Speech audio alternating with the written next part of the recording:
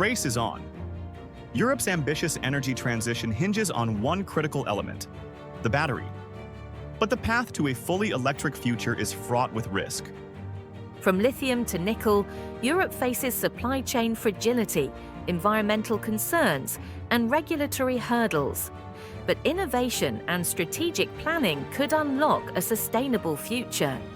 Europe is making significant strides in securing its raw materials future, with innovative projects like the Iberian Belt West, exploration in Spain, and cutting-edge initiatives like Imerys Project Emily in France. From pioneering efforts in geothermal lithium extraction in Alsace by Lithium de France to the successful testing of a lithium-ion battery at BGV Group's Balakivka graphite deposit in Ukraine, Europe is demonstrating its capabilities in developing new and sustainable raw materials solutions. By boosting domestic production, pioneering new mining technologies, and exploring innovative geothermal solutions, the future of Europe's raw materials independence is accelerating.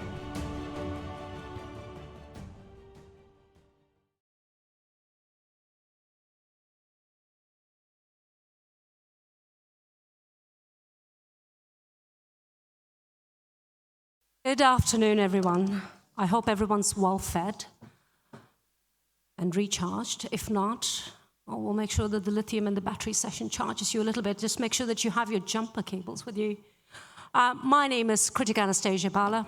I'll be your moderator for this session 3 panel discussion on powering the future, lithium and battery material supply chains in Europe.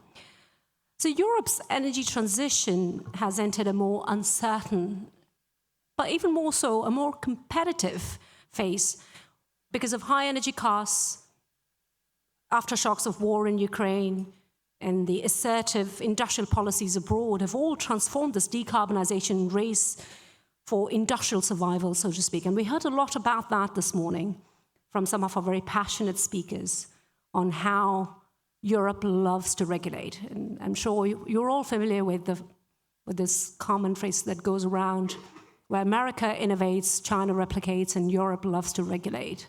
Well, we need to change that, and we've got a set of speakers for you this afternoon, looking at this and approaching this from an intellectually courageous point of view, so we'll hear from them very shortly.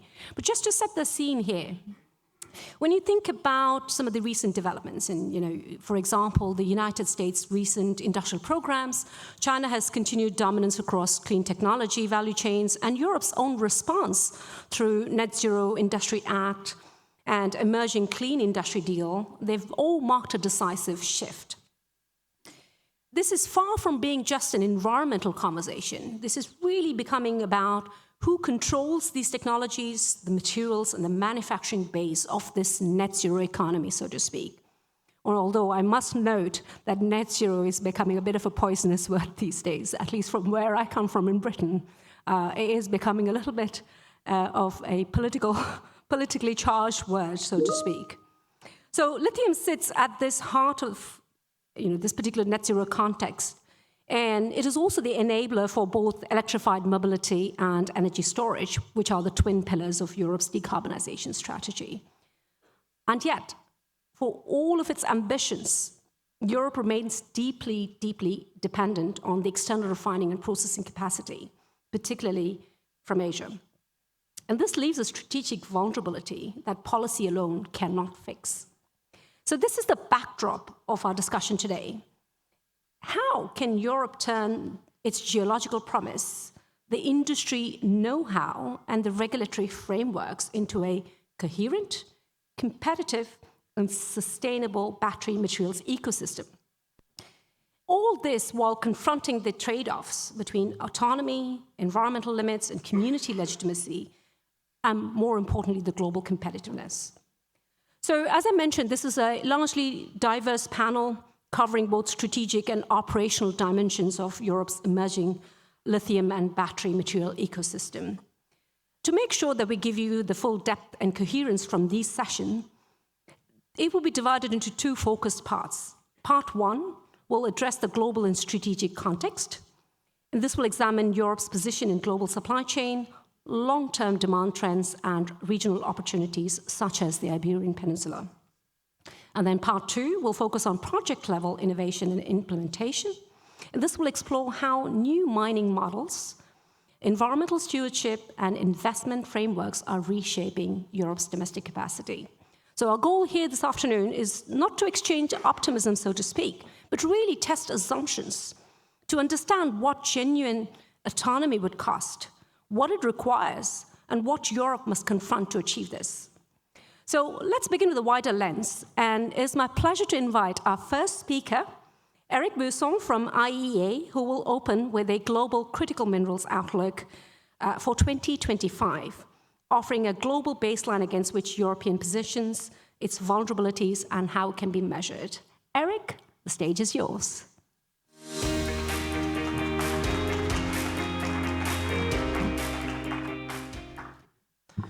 Thanks a lot, everyone. So my name is Eric Buisson. I work at the Office of the Chief Energy Economist at the IEA, focusing on critical minerals. So if you don't know the IEA, it was created in the 70s in the wake of the oil shock, and for the anecdote, still coordinates strategic oil supplies for its members, which include Canada, Australia, the United States, many Europeans, Japan, as well as Korea. So the work at the IEA is both looking at the energy transition, but also at the question of security of supply. Since 2021, the IEA started its work on critical minerals, and so there's been an ongoing series of of reports, and then also a very strong and deepening work stream on the topic. And so I'll be presenting maybe the latest report, which we released this year, which is the Global Critical Minerals Outlook, and some of its key findings. So maybe let's start with a quick comment on the state of the critical mineral market. What's interesting here is this amazing growth story. Lithium demand just this year rose by nearly 30%, which is significantly exceeding the 10% annual growth rate which we had observed in the 2010s. But demand for cobalt, for nickel, for graphite, for rare earths has also increased by about 6 to 8% this year. And so if you compare this to the usual commodities we track, which is also gas or oil, we're seeing that this is much quicker growth than for those more large-scale commodities. However, the supply increases. So this is demand, right?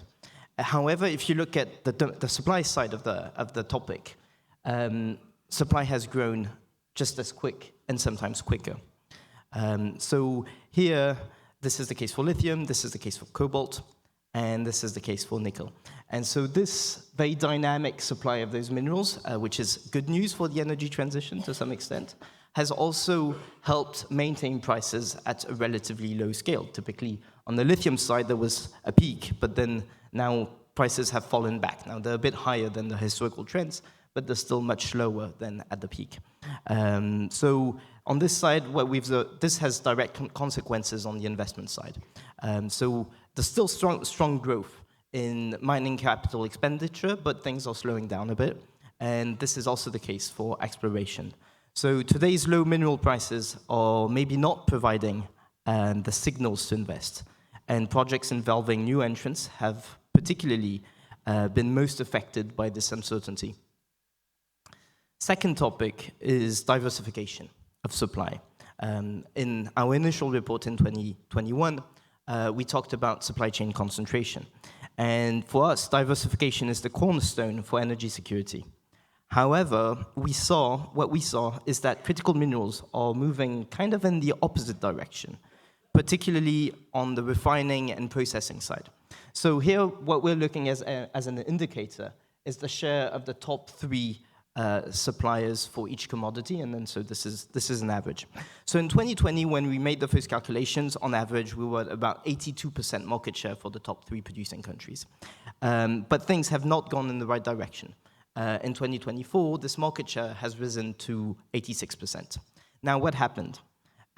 This is mostly due to the top 1 supplier, who's had most of the growth. So if you look at the additional growth between 2020 and 2024, most of it around 90% actually, generally came from the top one supplier, which in most cases was China, except for nickel, where it was Indonesia.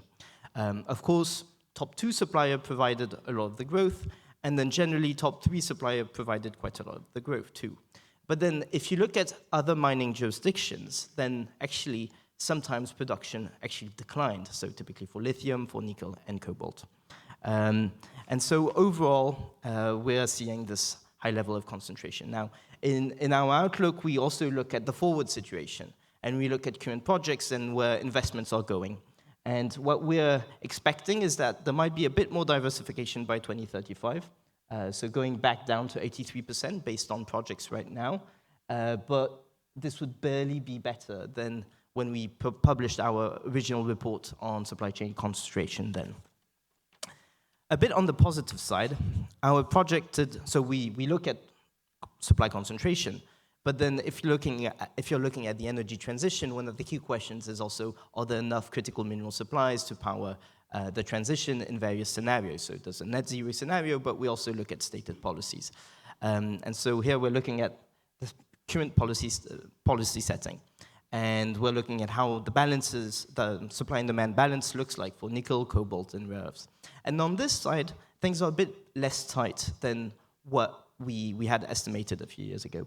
But there's still some very strong supply gaps, and those are quite notable for lithium and copper, particularly for copper, where geological resources are a bit more constrained, and you have an issue of declining ore grades. So that's an area of particular attention in all of the IEA scenarios.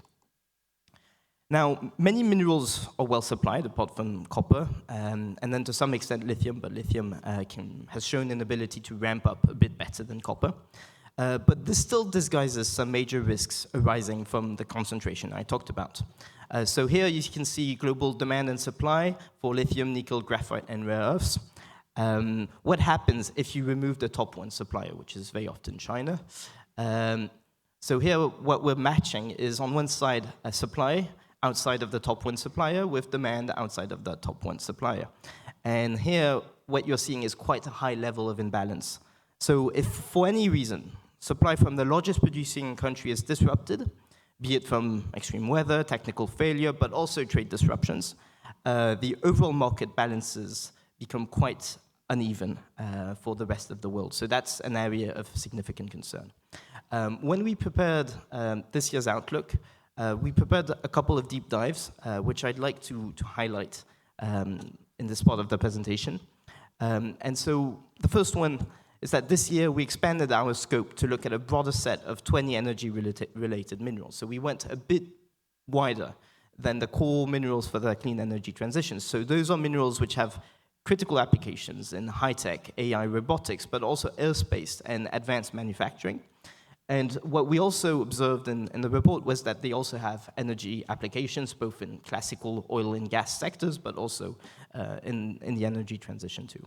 And so what we wanted to understand was the interlinkages, but also the risks that affect this wider range of commodities. And so here you can see that the issues we've been observing with the concentration of refining are also true for most of those commodities, not to say the totality. But then there's another set of risks which we've observed. Of course, there's this context of export restrictions, where nearly half of them, half of those commodities are now subject to export restrictions from their main producer. And also, one of the issues we wanted to highlight for the general public was the issue is that many of them were co- or byproducts, which means that there was a very low supply elasticity, that supply will have trouble responding to demand or price signals, raising risks in times of market tightening. We also looked at historical volatility trends, and then we tried to compare volatility for those minerals compared to the commodities we've been working on for a long time, oil and gas. And so 15 out of the 20 minerals have shown greater price volatility than oil, and half have been more volatile than natural gas, which is an extremely volatile commodity, especially since the recent geopolitical events, particularly the invasion of Ukraine by Russia. there were two other areas where we think we could provide interesting analysis and policy recommendations. The first one was thinking about the market-based mechanisms that can help member states support cost-effective diversification. One of the challenges we have is that if we compare capital costs in the top producer vs for the rest of the world for mining projects, we're observing a more than 50% difference. So one of the aspects which we've been discussing in the report is looking at cap and floor mechanisms, where some of the price variations can be taken or protected through public interventions. And so we try to assess whether or not, if well-designed, these tools can help mobilize private investment without imposing excessive fiscal burdens. So that's one of the policy tools that are being discussed. But also another famous one right now is, of course, the question of stockpiling, which is rising up on the agenda in multiple of our member states. And then a last point to highlight is emerging technologies. There are some hopes that have been formulated in media that perhaps battery technologies can help, new battery technologies can help alleviate some of the supply risks we've been talking about. However, what we're seeing is that that might not totally be the case. So for a very long time, Europe has bet mostly on nickel-based technologies. But right now, we're seeing a very significant rise of LFP. In 2020, LFP was about 20% of the market supply, and now it's risen up to about 50% of the market. And so how does this new technology compare with the one in which Europe has mostly invested until now in terms of security of supply? Of course, there's another set of technologies, which is sodium-ion technologies, which also are interesting to look at. So those technologies are rising in terms of share. But then if you look at where are the manufacturing capacities, what we're observing is that manufacturing capacities for LFP and sodium-ion are actually far more concentrated than the nickel-based technologies. And if we go even more upstream in the supply chain, so looking at key products such as manganese sulfate, phosphoric acid, or soda ash, we also see similar or higher levels of concentrations as in the nickel-based supply chain. I'll quickly conclude with a final slide, which is the work we've been doing also to track ESG performance. And on this side, what we do is that we look at the major mining companies and and try to assess their performance based on the annual reporting. And this year, a couple interesting findings on the social indicators we've been tracking: social investments, health and safety, where there was traditionally quite good increases. Things are a bit plateauing. Whereas on the environmental indicators, greenhouse gas emissions, water use, we've actually seen some improvements when things used to plateau in our previous tracking. Thanks a lot.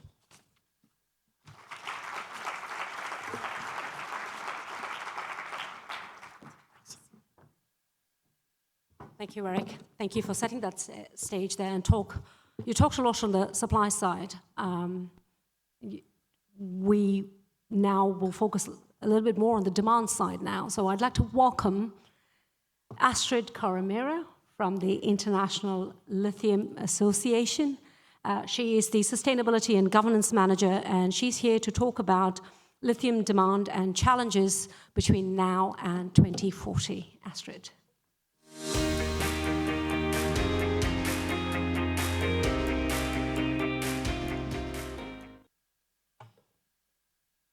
Lithium demand, or global lithium demand, by 2040 will be quadrupling or quintupling, most likely. Before I go a bit deeper into that and highlight a couple of the challenges that will bring with it, just a quick disclaimer. Representing an industry association, I'm bound by clear antitrust and competition law guidance, meaning I will not be able to speak about any kind of future pricing today. So we're seeing a huge rise in lithium demand, as Eric also mentioned previously, and the forecasts are that the global lithium demand will be quadrupling or quintupling by 2040. Why is that? What are the reasons for that? In the past, if we look back 10 years roughly, by 2015 around, we had a huge lithium demand, or most of lithium that was produced was going into ceramics and glass production, and batteries made up about 23-24%. Today, we see a little bit of a different picture. If you look at the slide, 2025, and we see this increasing to 2040, but the percentage stays the same. So currently, we're having about 90, roughly between 86 and 90, depending which statistics you take, of lithium is being used in batteries, and only very little percentage is still used for glass and ceramics.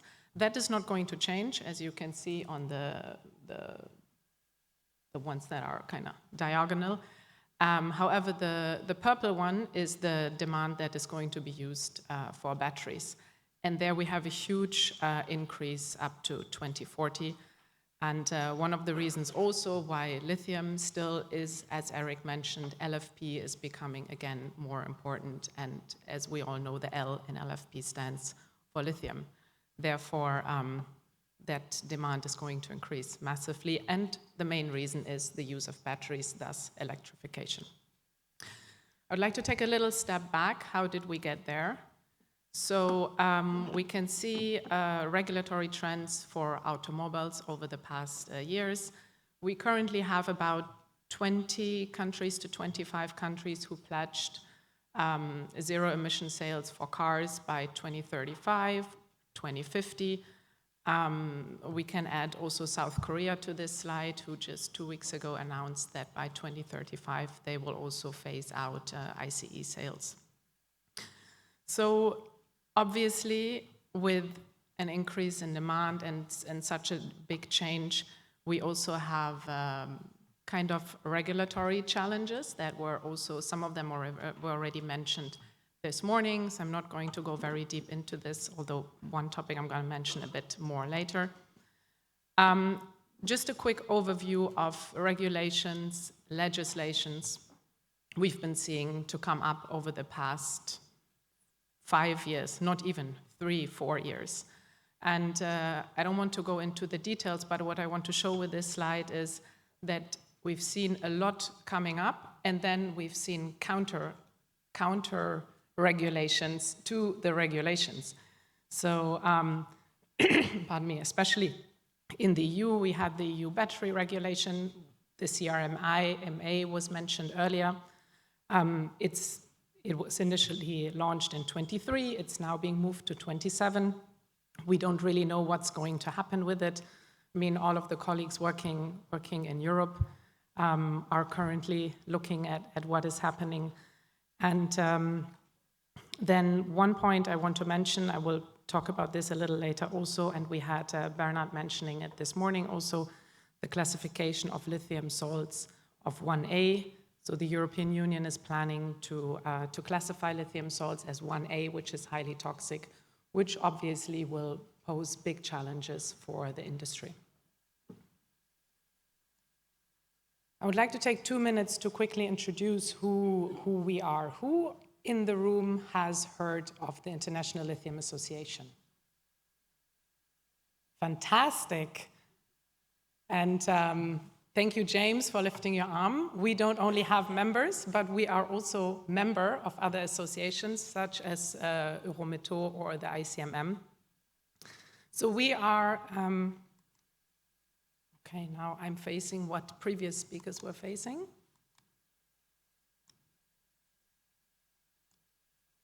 Yeah, there we go. So we are basically representing the global lithium industry. We have a couple of core members, and 9 to be precise. Those are the big lithium producers that span the entire world. So we have a lot of Chinese members also, which is helpful when we talk of lithium, as Eric has shown in his slides before, the strong influence of China in the sector. Our members, only our core members who are producers, produce about between 85 and 90% of annual global production of 2024. In addition, this is not working. There we go. In addition to producers, we have lots of associate members. Some also, you can see we have some Portuguese that were also mentioned already previously. We have 2 of our members that I'm very happy will be joining the panel in a few minutes with me. So it's producers, it's future producers, but also refiners, traders, etc. Whoever is working in lithium and feels like they want to join are more than welcome to join. So we try to cover the entire value chain. What do? We have 3 main pillars. We inform, we convene, we represent.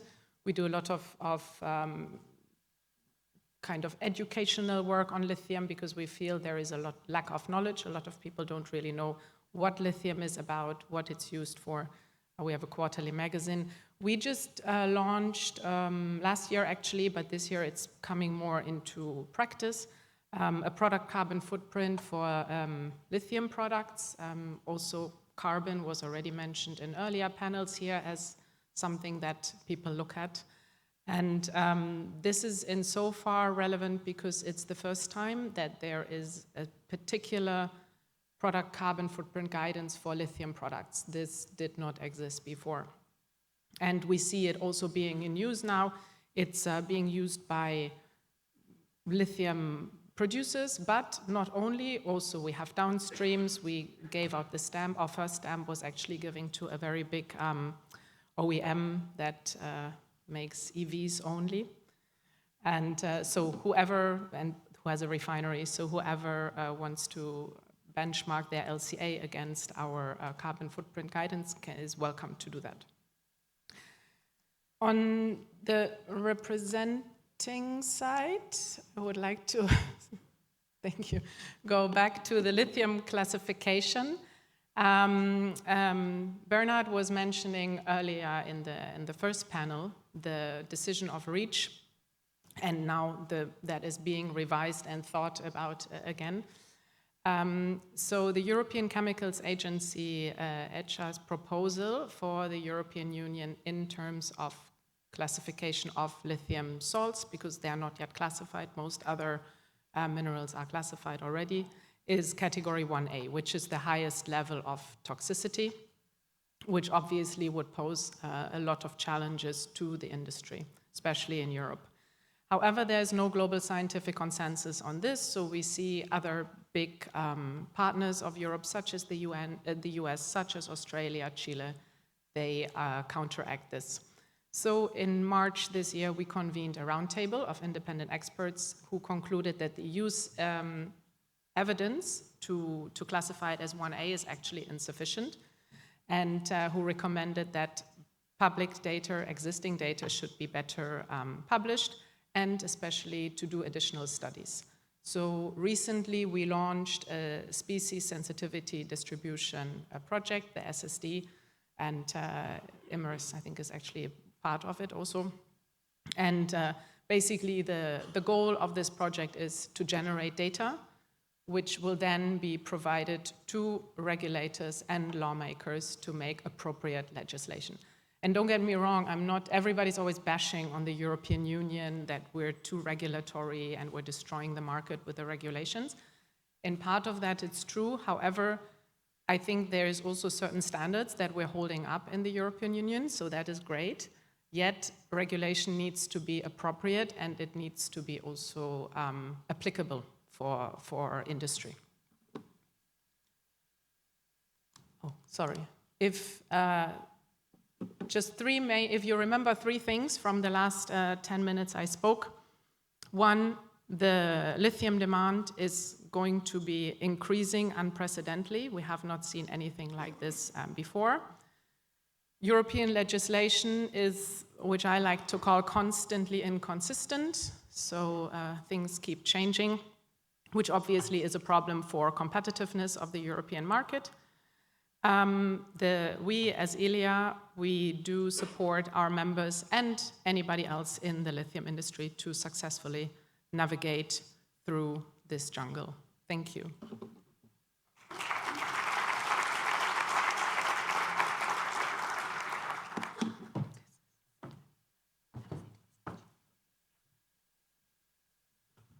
Well, thank you, Astrid. I'm glad you plowed through with this clicker.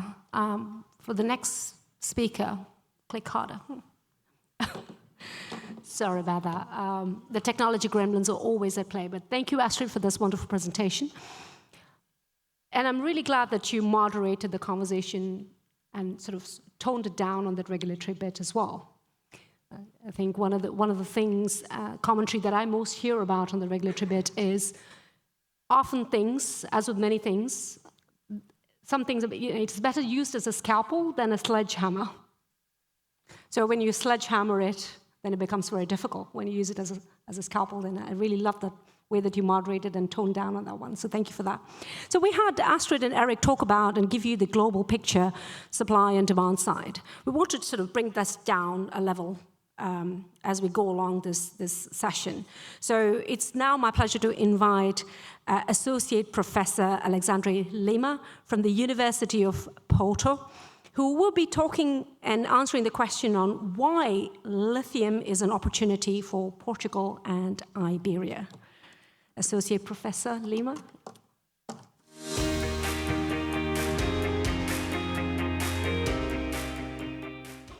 Okay, thank you. Well, I'm a geologist. I'm coming from Porto, and I would like to explain why lithium can be an opportunity for Portugal and Iberia. Okay, just to give some introduction, at the moment, and it's still the same, European Commission President was stating that lithium and rare earths would be at the core of the economics in the economy in Europe, and by 2030, there will be, let's say, fourfold or fivefold in 2040. So lithium will be really important, and if we use the models for economic, there will be, I'm trying, yeah. So even that the price at the moment is not so, favorable for lithium, all the benchmark, fast markets, the study that we saw before, lithium will be in deficit because the demand will increase a lot in the near future. So the lithium as a critical metal, it will be in the next years or decades.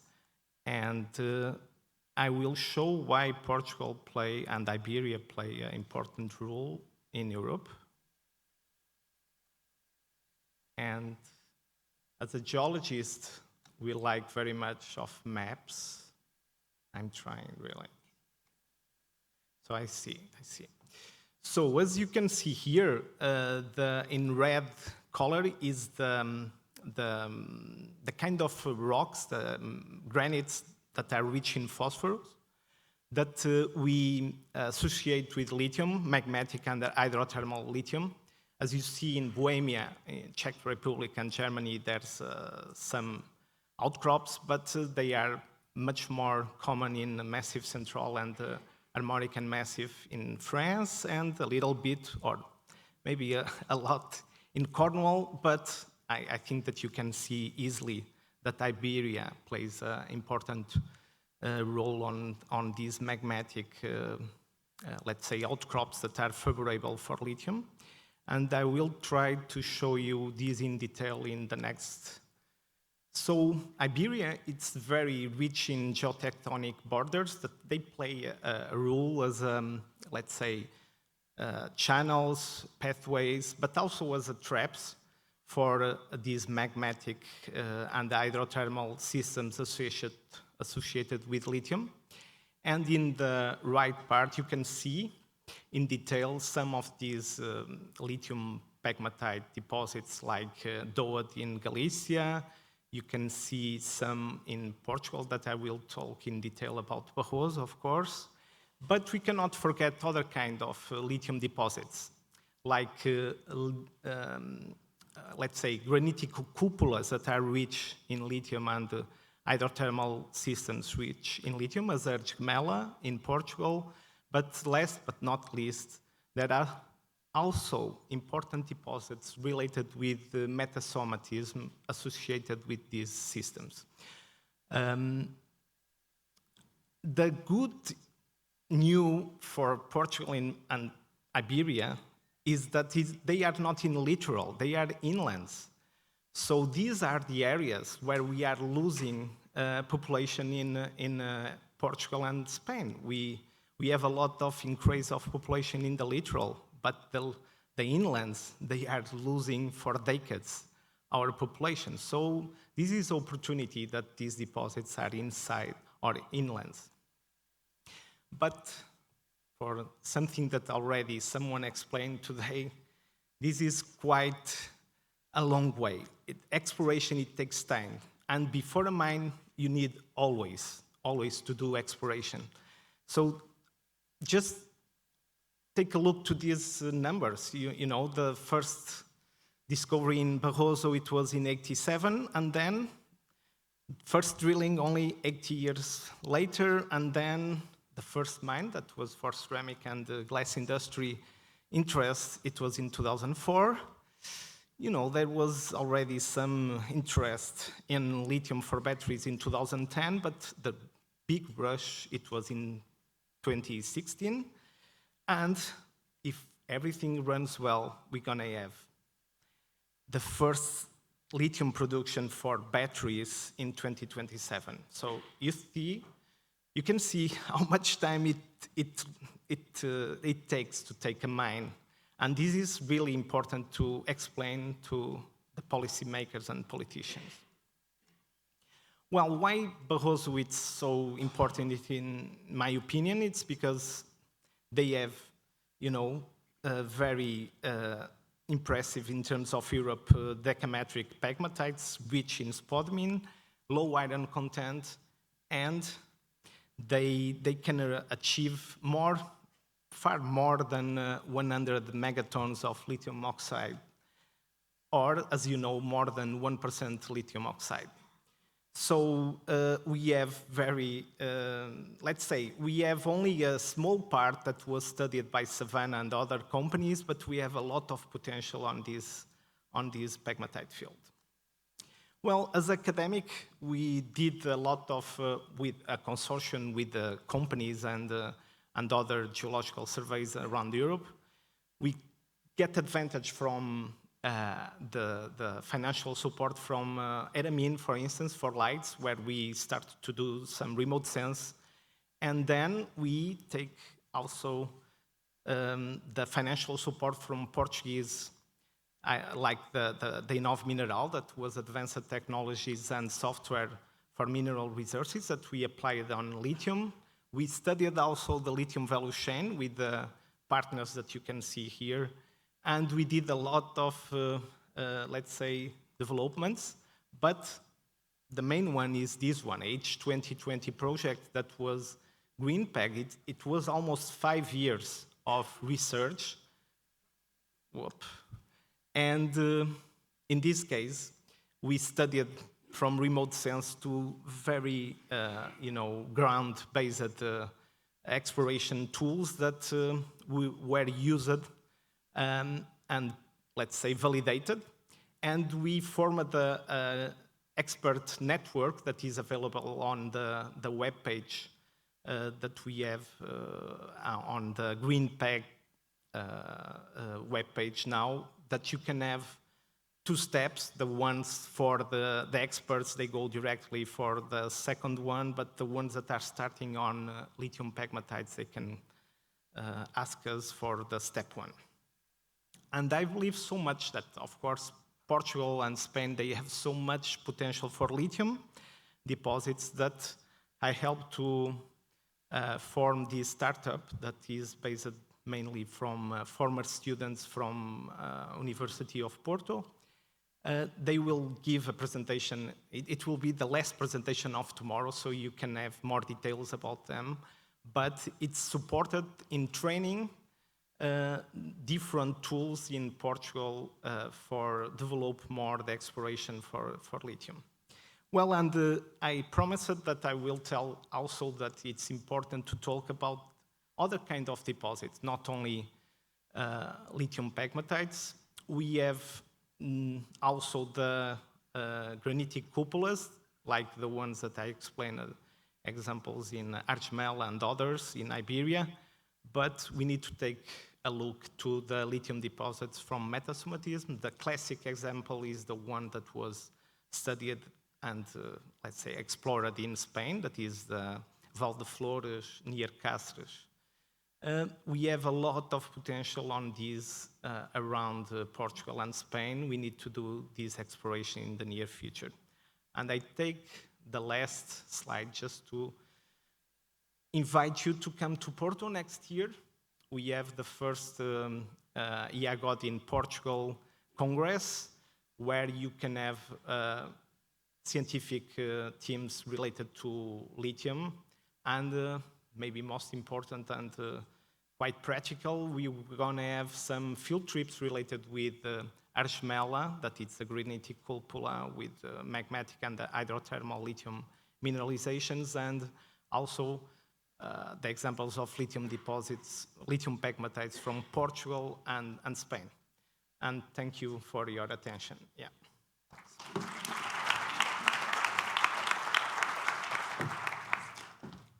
Thank you very much.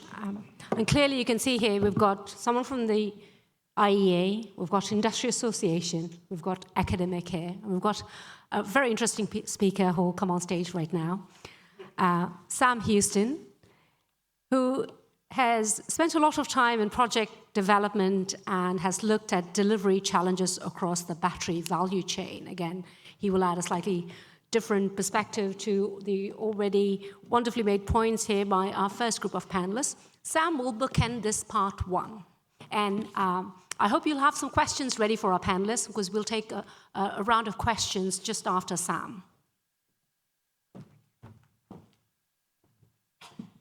Hi, everyone. Thank you for the introduction and the opportunity to speak to you guys. So I'm here to talk about project development and project delivery. Now, I'm not going to have any problems with my slides because I don't have any.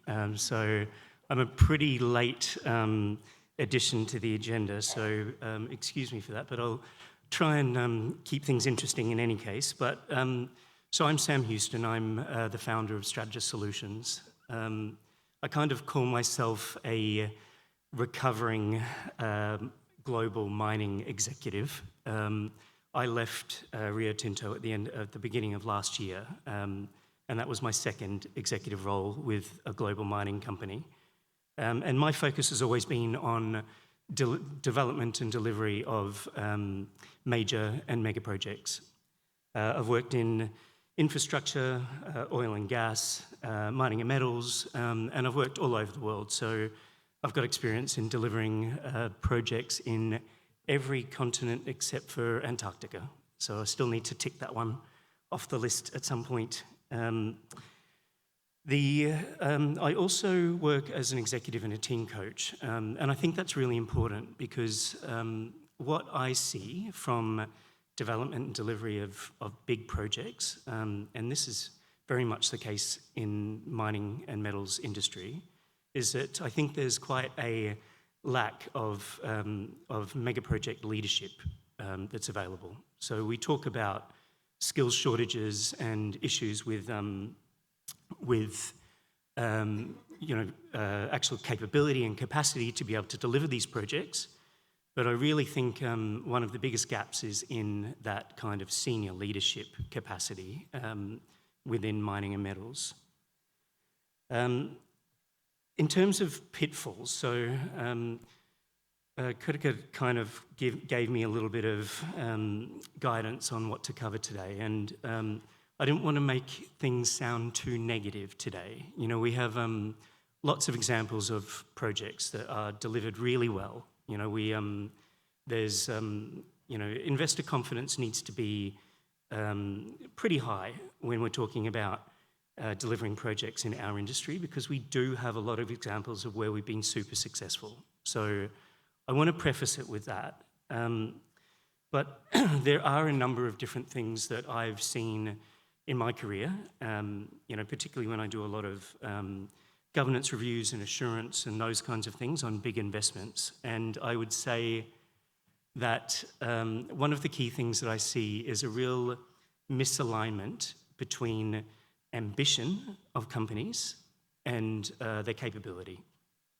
And I mainly see that in juniors and mid-tiers. So, my advice around that is to, be ambitious, launch with strong intent, but make sure that you really are testing your capability and capacity right from the outset. Make sure you're bringing in advisors who have done it before, who've got experience, have got the bruises, I guess, and that's really important. And not just for your own ability to be able to deliver these big projects and these big, world-changing projects, but in your ability to be able to get investor confidence in what you're trying to deliver, as well as getting the confidence of key stakeholders like government, communities in particular. So that kind of credibility element is really important for you guys when you're developing your projects right from the outset. I often see a big disconnect between strategy and execution, particularly on projects that are globally dispersed. So an example of this, and I don't work for any of the mining companies anymore, so I feel like I'm more able to actually share some proper examples now. But I can tell you when I started working on the Skouries project for Eldorado Gold in Greece, it was an example of a project that was, very disaggregated, I would say. There was an environmental solution that was quite different to the technical solution, and that was different again to the economic solution. And I see this all too often in major projects. The technical side was being run out of Canada, the economic side was being run out of, the environmental side was being run out of Greece, and the EPCMs were running like the economic business cases for that. So, that was quite an exercise in collaboration to try and bring those three opposing projects together into one integrated solution that could be sold to government, to communities, to investors, to our own internal staff as well. So I really counsel you guys to focus on leadership development, on coaching, both team and executive coaching. Making sure that you are focusing on that collaborative element, because you can very easily get a number of different kind of opposing swim lanes going in major projects like that are inherently quite complex. I think there are also, there's an over-reliance on kind of policy momentum. What I mean by that is that some projects assume a political will that's going to move their projects along for them. They think that they've got support from key stakeholders like political groups or NGOs or other bodies that are doing a lot of talking to say that they're kind of supporting your project and supporting your journey. But my advice again is to challenge that thinking. Don't kind of surround yourself in a bubble of people who are talking about support for your project, and especially if they're not giving you anything substantial to back up that support. In terms of that early stage readiness for financing, for permitting, for execution readiness, I say build credibility early. I know that there are a lot of geologists in the room today, and I don't want to put any shade on the work that they do. But you know, your resource isn't worth anything if you don't have a market for it, if you can't extract it, if you can't process it, if you don't have the logistics to be able to get it to your customer. So I just recommend having you know, all of your ducks in a row around the full business case of how you're actually going to sell your product right from the outset. We also talk about ESG. We've spoken about that a number of times today. And I think all too often I see projects that are developed with ESG as kind of a tick box, really. And the projects that are successful have ESG integrated right from the very beginning. So it shouldn't be an afterthought. It shouldn't be something that you're thinking about when you're going into gate reviews or investment reviews or due diligence or any of those kinds of things, because a lot of the ESG activities are actually, they've got very long lead times.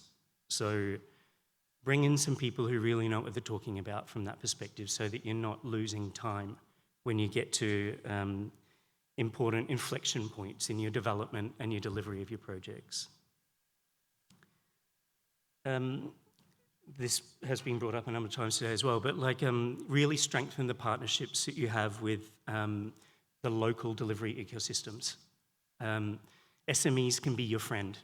So we don't really have as many challenges around meeting, you know, requirements around First Nations or Indigenous groups here in this part of Europe. In other parts we do, but you know, there's the approach that you can take to pull in the community by giving them incentivization through particularly supporting SMEs, small and medium enterprises, is, I think, something that a lot of companies don't really tap into.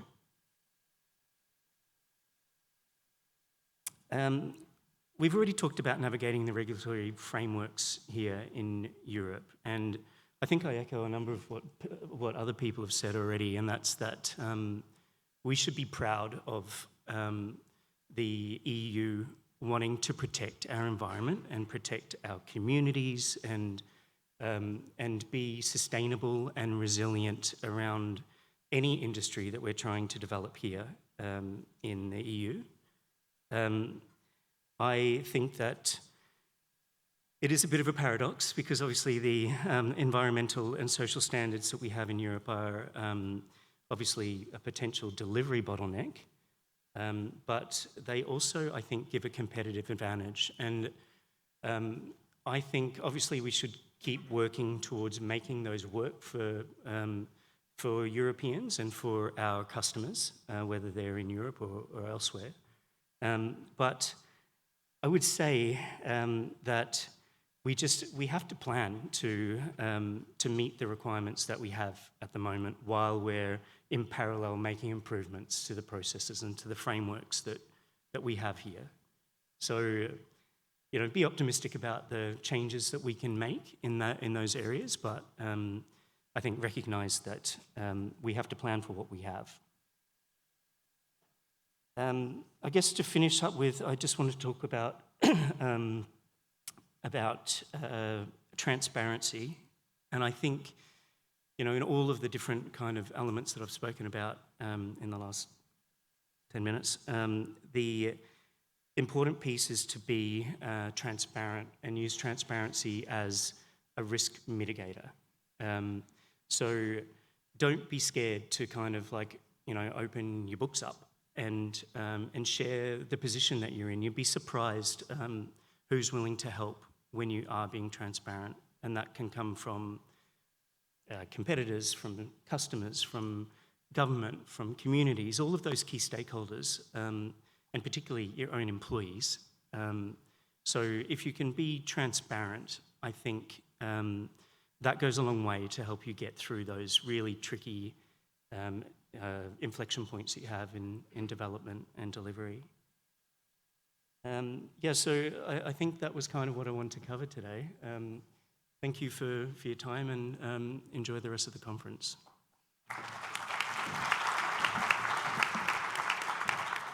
Oh, Sam, you're tall.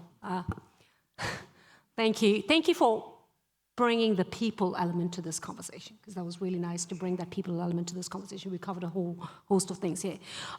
We'll pause here to have the audience reflect on what we heard from these first set of speakers in our part one, and see if anyone has any questions. I have plenty. But we'll have the audience have the opportunity to ask the first question. Anyone? Let me kick this off while they all warm up and think about it. Eric, I want to come to you. So, is there a new OPEC for minerals emerging? And can Europe influence it? A new OPEC for minerals? I think it's one of the fears people had, and especially for lithium. You know, you see a lithium triangle in South America, and you can think, well, look, there might be space for regional cooperation and possibly either there or elsewhere ambitions to create some form of cartel. But if you're looking specifically at the lithium market, there's quite a significant diversity of miners. You've got Australia and China leading, but Chile is just close back behind. And then you've got Argentina that's rising quite quickly, and a very strong dynamism among African nations. So it's probably difficult for a single geopolitical player to corner that market on the mining side. That's not the case for all critical minerals. But then most of the time what we're seeing is that it's mostly unilateral actions that are being taken. And so we haven't seen that type of multilateralism until now. Okay, well, thank you for that. We have a question there right at the back. Could someone get him a microphone, please? The gentleman there with his hand up. Yes, perfect. We're like an engaging audience. I hope you've had the dessert spread. Have you all had enough sugar? I haven't had any sugar at all, so clearly I'm grumpy, but... Right. Hello? Okay, hi, my name is Chamirai Charles Nyebeze from Canada, Sudbury, Ontario, Center for Excellence in Mining Innovation. My question is for... The name keeps flipping over there, just FYI. I'm trying to get the name of the lady in the green. Astrid Karamira from our International Lithium Association. Astrid, this question is for you. Yeah, so my question is, on one of your graphs, right, you showed that there is a period of time when there's going to be an oversupply. So in terms of projections, right, I think you said 4x by 2040 or so, but there's a time period where there's going to be an oversupply of lithium. So what's going to happen when there's an oversupply to operators who are maybe not operating at a level that is maybe cost effective? And what is the mitigating factor to ensure that, you know, lithium producers who come online don't actually go offline when there is an oversupply? Thank you for that question, Astrid. Yeah, it was not me who mentioned this. It was actually Alexandre who mentioned this in his presentation. And I'm a bit in a, sorry, I like the question. I'm a bit in a difficult position here right now because your question leads a lot to pricing. Astrid, let me make this easy for you. Thank you. I will nominate Eric to answer that question. Eric, go ahead. Oh, and we'll come to Alexandra as well. Eric, go ahead. Okay, I'll take it because I started also on the lithium market balance, and I think I'm a bit more comfortable answering that one. On the lithium industry side, there's some assets, particularly mines in Australia, which have had a history of stop and go because they're a bit high on the price curve. So we tend to see a bit of variability on the production on the Australian side, whereas on South American side, production costs are a bit lower, so it's more stable on this side. But then what we're observing, and that's one of the areas of concern we have, and you're probably leading on to this, is that in times where you have low prices, and that's true for lithium, but it's also something we're seeing with nickel as a matter of concern, you don't have as many projects coming out, and most of the projects that are coming out in the regions that are the most competitive. And so those are times where the market concentrates a lot. So on the medium to long term, I think we're quite bullish because there's no commodity where you're seeing that much growth. So there's definitely space for projects to emerge on the medium term. But then on the short term, we're definitely a bit concerned about this in context and increasing levels of concentration it's leading to. Alexander, would you like to add to what Eric has just said? Well, I remember that You I made said the comment. something about the lithium Poor price. Astrid got misattributed to it. Go ahead. But I was using the benchmark, I think, graphic just to show that, well, I think that we can talk about low price and higher price, you know, because it fluctuates like other commodities. But anyway, I believe that if the demand will increase, and I think that all the people believe on that it's normal that the price is coming up, but let's see. Anyway, we will need the raw material for sure in Europe. So we need that we have some independence from the other continents. Well, Sam, do you want to have a go at that question? No. Are you pass? Okay. Well, that was a tough round. Be nice, people. Let me come to Astrid. I actually want to ask you a sustainability-related question, right? So if Europe had to choose, should it prioritize new extraction or circular recovery? Like, imagine if we had to choose one. We can't go after all of this. Like primary production or secondary, you mean? Yes. If for secondary production, for recycling, we need primary material, first of all. And this is the problem we're seeing, or the challenge that we're currently seeing in Europe. I mean, there are potential recyclers. There are companies who try to set up battery recycling in the Nordics. We've seen that they moved to other parts of the world because there is no feedstock. So I would not want to say either or, because you need primary production in order to have recycling. You can't recycle what is not existent. Great answer.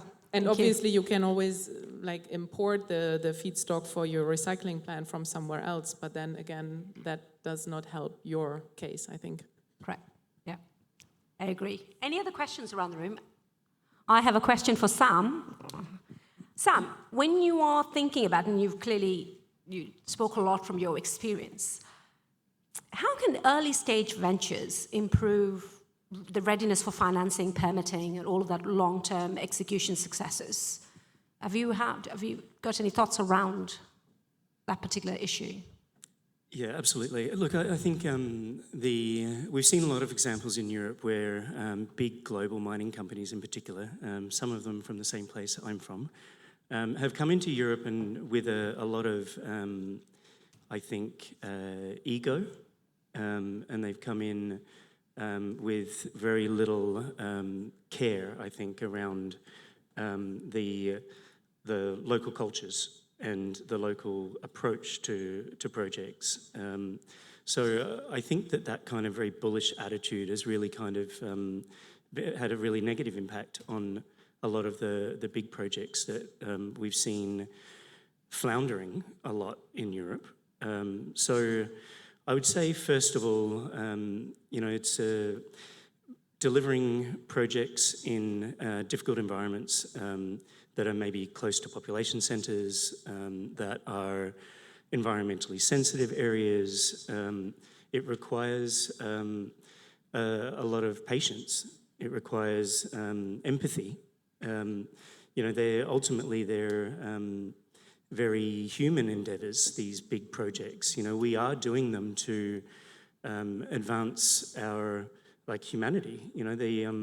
We're doing them for profit, of course, but we're also trying to improve the lives of the people and improve the planet at the same time. So, I think if we aren't empathetic and if we aren't sensitive to the local cultures, then there's going to be some problems with developing projects. So I would say that would be the first step for me. There's processes and frameworks. And, there's lots of people who have delivered big, complex, difficult projects all around the world. So, there are certain ways to deliver these mega and major projects. But I would say setting up the right culture and the right approach at the outset is going to set yourself up for success. And if you don't do that, you're going to make it difficult for yourself. Well said. Astrid, please. I just would like to add something to what Sam just said, because I find this very interesting, the development we've seen over the past, well, for me, I've been in this field for about 15 years now, and we've seen a huge change in this entire topic of ESG, transparency, sustainability, or responsibility. I always find it a bit tricky to speak of sustainability when we talk about mining. But also the presentation we had this morning about the EITI reminded me to how we start in my previous job, how we started working with the EITI about 15 years ago in the DRC, in other African countries, but then also moving to Latin America and to Europe. And I was part also of implementing it in Germany. I think that the time that ESG and everything around, we need to be a little bit responsible, we should also talk to the communities, maybe build a little hospital, build a little school about this, what we've seen 15 years ago, those times are gone. Like, this is not working anywhere in the world anymore. Definitely not in Europe, but also nowhere else. And what we see a lot in our membership is, you saw the companies we have as members, a lot of them are what I call like startup miners. So they're not even junior miners, but they're kind of miners who just like happened to become miners when the prices were so high. And they are very, very much looking for support in how they can get things right from the beginning. And they're looking at environmental standards, and not only the ones they have to legally, but also others. Like, I get a lot of calls from our members. They say, we want to work with one of the voluntary standards, which would make sense. Can you support us? What can we do? And also more and more countries looking at transparency initiatives such as the EITI, etc. And just a last word, also the countries where traditionally maybe these topics have not been so high on the agenda, looking especially at China, there is a massive move over the past 12 to 18 months. We get a lot of questions from them how to do. They are very engaged in disclosing their carbon footprint. They work on water footprinting, but also other ESG topics, especially in the social and environmental sector. So I do think there's a great movement, and a lot of it, of course, has to do with the fact that I always say, like, back in the days, if you were working in sustainability, in the sustainability department, or corporate social responsibility, as it was called back then, you'd be like somewhere in the basement once a year. They pull you out and like, please give me your report so we can show it to our shareholders, but then go back to the basement and just come back in a year. This is not like that anymore. Like, it's becoming more and more really part of the core business. And you will hear a lot of miners also, traditionally not a very, let's say, responsible sector, who really stand there at conferences publicly towards their shareholders and say, look, this is part of our core business and we have to do this from the beginning. Thank you for that. I don't know about you, but I almost feel like I've read a fair share of sustainability reports. I almost feel like it's a really good coffee table book. Most instances, I use that to increase the height of my monitor. Some of them are really that big as well. I almost feel like maybe it's time to start writing impact statements and reports. Talk about impact rather than reporting on sustainability. I wonder if this is the time to be thinking about doing away with sustainability. Please don't come after me if you're working in sustainability reporting, please. But just really focus on talking about the impact that the industry is really making, because everything has a dual nature to it. The industry that powers clean technology is not necessarily clean yet. So thank you for that answer, Astrid. Since we were in Portugal, I really want to give the last question for this part one to Alexandre Benoit. So in what's your opinion on why the lithium auction or the tender in Portugal has not opened since it was first promised in 2018? And what does this delay reveal about the gap between political ambition and the regulatory execution? Do you see the relation there? Sorry if it's too tough, but I would love an answer on that. Well, as a geologist, I stay a lot in the field and I see different statements for local people. There are people supporting and people against. It's normal, it's typical. But someone that is, staying a lot in an office and staying a lot in, Lisbon, and they don't felt that this can be an opportunity to the inlands. If we look to the areas, we see that they are losing population decade after decade. And my opinion is that someone don't have the courage to take the opportunity, and they only see a threat. And because they need to have a place in the elections, they don't decide and delay, and we are losing the opportunity. That's my explanation. Simple. Well, I take your explanation because I don't have enough depth on that subject to probe you any further. But on that note, please, ladies and gentlemen, give our speakers a big round of applause. The first speakers for part one: Eric Busson, Astrid Karamira, Alexandra Lima, and Sam Houston. Thank you very much. We'll move to part two. Well, you're welcome to go sit there, or you can sit here as well. We'll ask more questions if you sit here.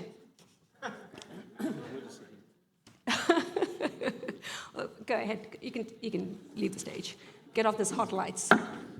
Thank you very much. And we move on to part two. I certainly expect a lot more questions and more probing nature from you for our second part of our speakers. I've done the first part now. It's your turn. So we move on to part two.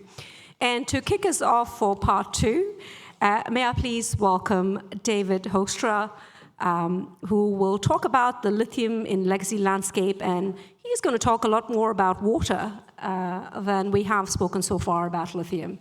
It's an important subject. David?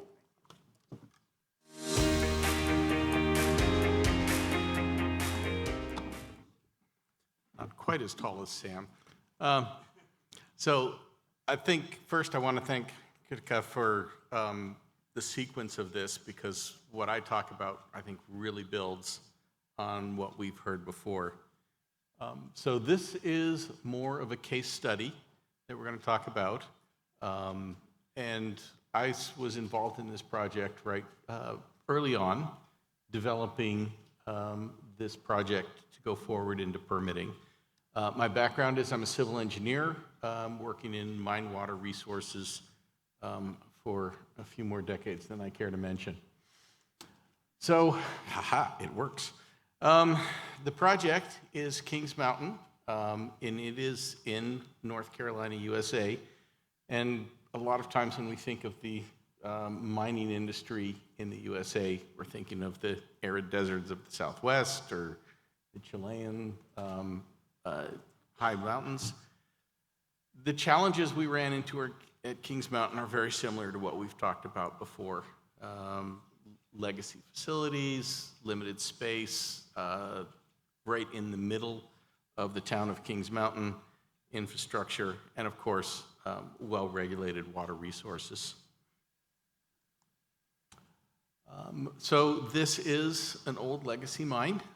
Began mining for tin in the 1800s, switched over to lithium in 1940 as part of the war effort, and has been mined more or less continuously until it was shuttered in 93, and has many remaining components of the old mining industry that remaining: surface water controls, tailings facilities. So in the interim, as the mine has gone into care and maintenance, The city of Kings Mountain has continued to grow around here, so we are completely surrounded by the community. We have hiking trails right up against the boundary of the mine. We have a highway bisecting the property at this point. We even have an old drive-in movie theater that was more or less adjacent to the pit rim. All of these components are now integrated into our response as we're developing the mine. One of the key components here is that there is an operating aggregate mine immediately adjacent to the old mine property. So this aggregate gives us a really good indication of what the geology is and how it responds. And then another key component that we've talked about before here is that the community is quite aware of what the mine can bring, and as well as the challenges. Many of them are former miners or retired. They know the industry, they know the mining impacts. So the site was acquired by Albemarle in 2015, and they've basically operated as a R&D and processing plant since then. Shout out to IRMA, because Kings Mountain has committed to following the IRMA standards right from the beginning, which leads us to a higher expectation that we're going to reduce the impacts and adverse environmental and social impacts from the mining activities. So our current mine plan is we will be following the trend, deepening the mine to the southwest, but we need to site a number of new facilities, rock storage, tailings facilities, a new processing plant, and of course, my specialty, mine water management. We get a fair bit of rain, so we're going to have to deal with that. As is the case with many legacy facilities, we don't have much space left. All of the good spots have already been taken. So we're looking, and we began right from the get-go in analyzing what the surface water constraints are, what the mine water management constraints are, putting all these together, and putting that into our initial siting studies, our initial design components. We went through multiple iterations, and as Sam has mentioned, bringing the whole team together and collaborating on these decisions of not only the visual impacts, the environmental impacts, geotechnical, future resources, and mine water management. What are we going to do with the water? So the biggest challenge for us was the Kings Creek that runs right through all of the remaining mine sites that we wanted to put our waste rock and tailings facilities in. And as miners, we're usually focused on siting a facility to optimize material movement or geotechnical stability. That presented a number of problems with water resources. So by integrating the surface water planning and the impacts, we were able to shorten that cycle of where does the facility go that optimizes material movement, stability, future resources, and water impacts. Anything that would block one of these drainages would require some major surface water infrastructure to pass the PMP, any major storm event, which is challenging to construct. So early on, we were looking at that. As I mentioned, multidisciplinary team. We had everyone pulling together with the same goal of bringing this mine into a optimal condition at the very first submittal for permitting. So we say this is the current configuration. It's going to change. We are going to be responding and bring in a system that works for everybody. So from my standpoint, the water management, we were very actively looking to minimize large diversion structures. No canals, no major tunnels or drainages or impoundments. The other thing that led us to was a filtered tailings design, primarily for space, but also because we don't need to store so much water when we go with the filtered tailings for the waste product. Probably one of the very first deliverables on the surface water was a probabilistic water balance for the site-wide system. And we came to the conclusion, because of the low groundwater impacts and the filtered tailings, we would be consistently net positive on this system, which results in a discharge facility, but optimized for tailings. So the filtered tailings did give us a number of great advantages. First off, at the smaller footprint, that was key, but less water storage is less smaller footprint.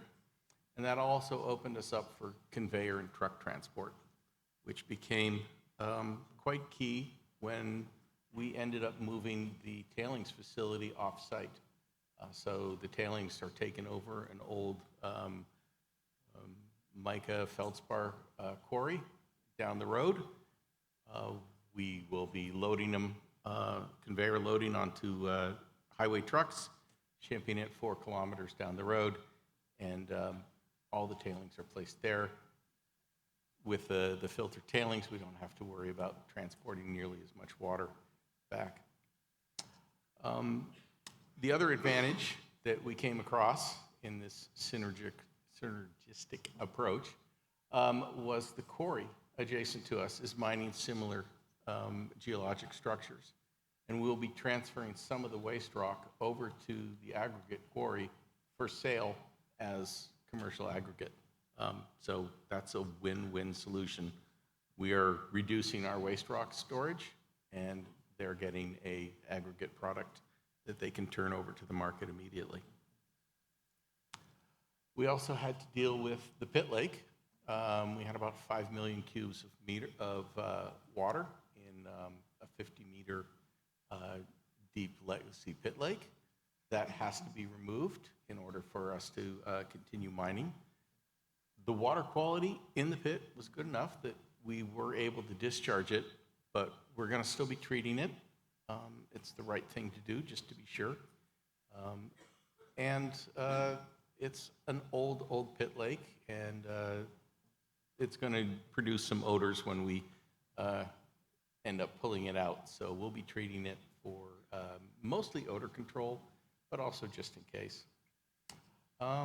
And we did the studies on the drainages, and we're limiting ourselves to 18 months of dewatering in order to protect the stream banks and mitigate any impacts downstream to the users.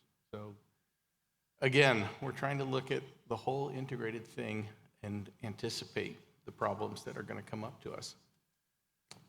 So despite the fact that we're in net positive water balance, we have included a storage, water storage basin. And that's going to be the discharge, a single discharge point for all of our contact water, whether we treat it or allow it to enter untreated. We can then serve as monitoring point, so all water leaving the site will pass through a single discharge point and can be monitored and controlled. We'll attenuate any of the storm surges that pass through the site. Sediment control, that's always important. And it gives us a central point for water supply, dust control, and processed water. So all of these things are anticipated to combine to minimize the impact. And that is, as we said, being transparent, communicating to the community all of these steps that we're taking. So hopefully I'm hitting my 10-minute mark. But in closing, introducing the surface water management early helped us to focus the design, working as a team, and limiting the number of iterations we made. And that lets us be more responsive from surface water management and water stewardship standpoint. the limitations of mine water were not trivial here. And at the conceptual level, tightened up the design significantly to be more responsive. The water balance set the stage for water treatment, sediment controls, and the stormwater retention structures. And the impacts to the watershed led for better water stewardship for the city of Kings Mountain, as well as the rest of the downstream drainages. And hopefully, this is still in permitting, but this will allow our first submittal to be more in line with expectations from both the community and the regulators. So thank you.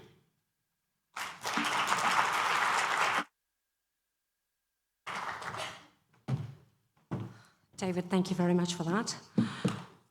So keeping up with this theme of part 2, where we talk about ground level innovation, we just spoke about integrated mining, water stewardship. We now have another case study. I'd like to welcome Jorge Costa Oliveira to talk about Romano Mine. He's got some very interesting things to tell you about it.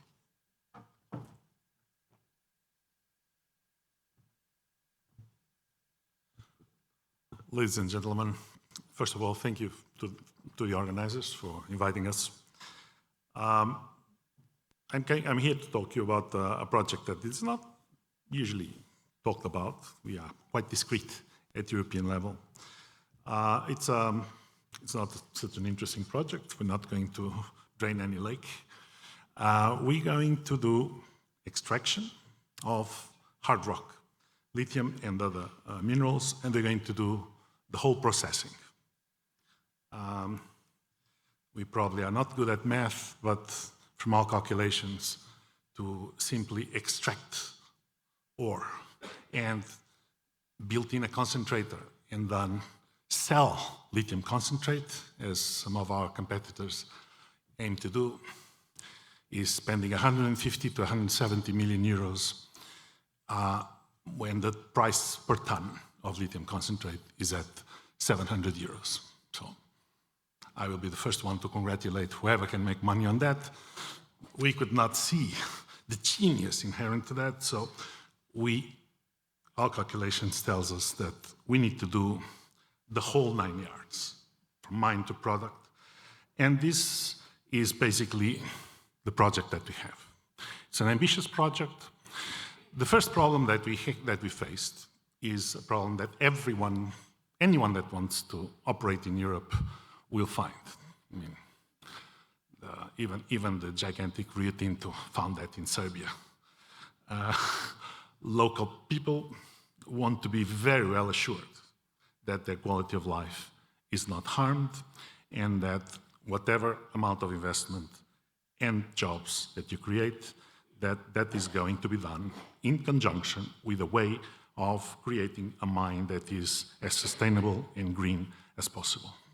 So to cut a long story short, we spent a huge amount of time speaking with local people. Ricardo Pinheiro, the CEO, spent years in Montalegre, and we involved all the local communities and relevant entities of the community, and obviously there will never be an agreement at 100%, but we feel comfortable that we are going to be able to do our project. Our project involves, the whole refining process, which means, and I'll go that with a bit further, which means that you need to have a strong partnership with an entity that has technological capability to guarantee, especially to the investors and the financing entities, that you're going to have capacity to deliver in competitive terms. In the Western world, there are only 2 entities that thus far have been able to show that they have pilot plants certified. One is Meso Autotech, with whom we have an agreement. The other one was Namaska, which those that are in the field know that imploded when SoftBank could not come with additional funds for the continuous operation that was known to be the basis for the Aurora project. that was done, revived later in partnership with a Portuguese company. So we're going to produce lithium hydroxide, and we're going to produce other metals or ores that arise, that are in the concession. So far, tin for sure. This is a mountain that was a tin mine 2,000 years ago, or since 2,000 years ago, since Roman time, which creates us problems because in one of the sides of the mountain, there are already tunnels and holes in a way that force us to start from the other side. So when people ask me, how are you going to do the regenerative mining? Well, basically starting from the other side and going step by step and very carefully and having very qualified people working with us in terms of tunnels and circulation of water inside. But our project is one of the 4 projects in Portugal that is a strategic project classified by the European Commission. We are at the stage of trying to launch a bankable duty feasibility study. Most of you that may look into the news will see projects like ours referred to as a mining project. It is not. If you look at financial exposure, I think the mining component will not even be 10% of the overall. It's basically an industrial project. The main difficulty of this kind of projects, but we don't have a way to run away from it because of the Portuguese legislation, is that those of you that have been involved in financing will understand better what I'm saying. Banks don't like this. They have a team that assesses that makes risk assessment for the extraction component, and others that make risk assessment for the industrial component. And in here, it's necessary to incorporate both of them. But it is possible to do it, and we are doing that in spite of the great difficulties in the last year because of the debris arising from the North Volt implosion. That creates us problems, as it is creating to Calibre and to many other companies that today are not, even in the industrial component, are not even able to guarantee that if they come with 30% of equity, that will cover 70%, which would be normal and was accepted as normal on the industrial component. There are not that many banks in Europe that are willing to make risk assessment in this field, and that is one of the main problems. I thought that what would be interesting to share with you are what we find as major difficulties and obstacles. Now, yes, we have the 2 usual ones. Bureaucracy, not going to throw stones at Brussels. Brussels did their part. They are creating still critical mass. They probably should have created that 10 years ago. It's water under the bridge. At the national level, great difficulties. Even after having passed, after 7 years, an environmental assessment, we still have papers, requests for papers and for clarifications and this and that. It's a Kafkian model, and there's no other way to put it. And it is really, really complicated it really complicates the financing or even to bring potential investors to meet with government authorities. On top of that, I'm at least to say what I'm going to say because in my previous life I was a politician. Politicians are more risk averse than bankers. So, in this field, although Portugal has a clear commitment for a decade of supporting the exploitation and transformation and processing and refining of lithium, in reality, when push comes to shovel and it is necessary to put the signature and authorize and shout and give orders, do this, move, be expeditious, it does not happen. It has not been happening, and yes, we have this problem. I suspect it's not unique of Portugal, but it's a problem. The main problem, however, I'd say, is a general lack of knowledge as regards the key stages of the electrical storage and mobility sector. The media, and even many analysts, and certainly many decision makers, they look into the glamorous side of the plants that assemble cars or the gigafactories. Yes, it brings investment. Yes, it generates jobs. Yes, it helps to create components in the country. Let's not spit on it. It's positive. But is it on those two areas that we are going to create a strategic autonomy in Europe? No. You're going to create strategic autonomy in Europe if you are able to do good battery components and if you are able to master upstream the chemical processing from mineral to critical metal. The rest is crap, with all due respect. And it takes time for people, from the European Commission to the governments, to realize this. Even in the previous IPCEI on batteries, what were the main projects that were granted extraordinary, yet secretly, in spite of all the blah blah of Europe about transparency? Try to find out how much is the amount of state grants that has been authorized by the Commission, granted by each government.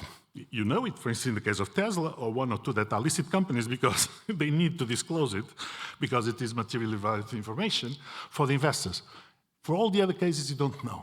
But what we know is that we have been subsidizing and giving incentives in areas that are probably not the ones where we need to have to create strategic autonomy and know how to do it. And we do not know how to do it in Europe, except for the stage up to the concentrator.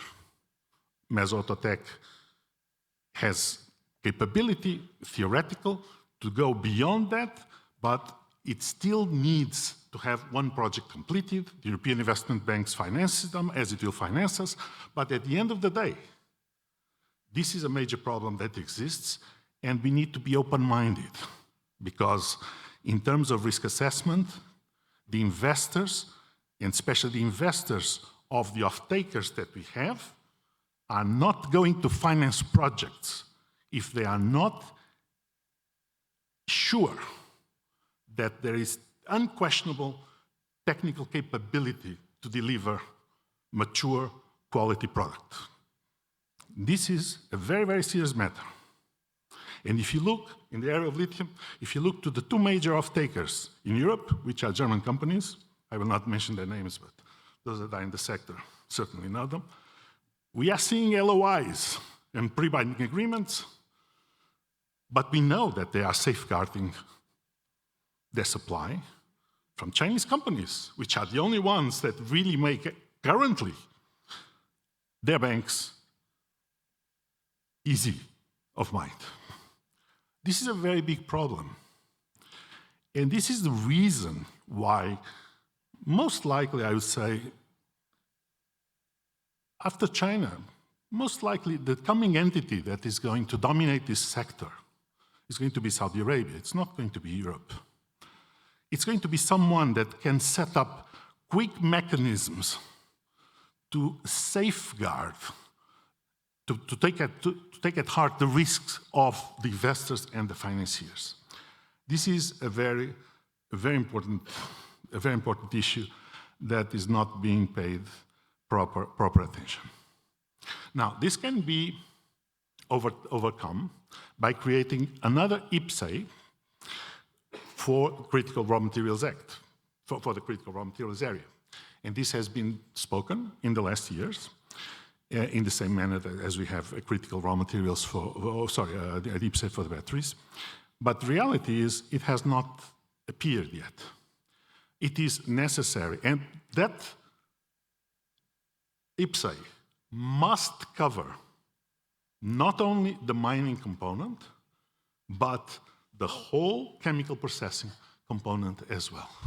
Because if it does not, what Europe is talking is just rhetoric. There will be no strategic autonomy unless you have the ability of having big funds available to go with you to set up the financing. And currently, that does not happen. Furthermore, I find one of the things, now allow me this, I know I'm already way over my time, but very quickly, I find astounding that we are here speaking about this and almost no one speaks about prices. Now, Astrid cannot speak, it's okay. But, I mean, apart from her, we had a gentleman this morning, I think Mr. Hanil Han from the Uzbekistan TMK, stating something amazing regarding, I don't think he called it manipulation of prices, but I will call it.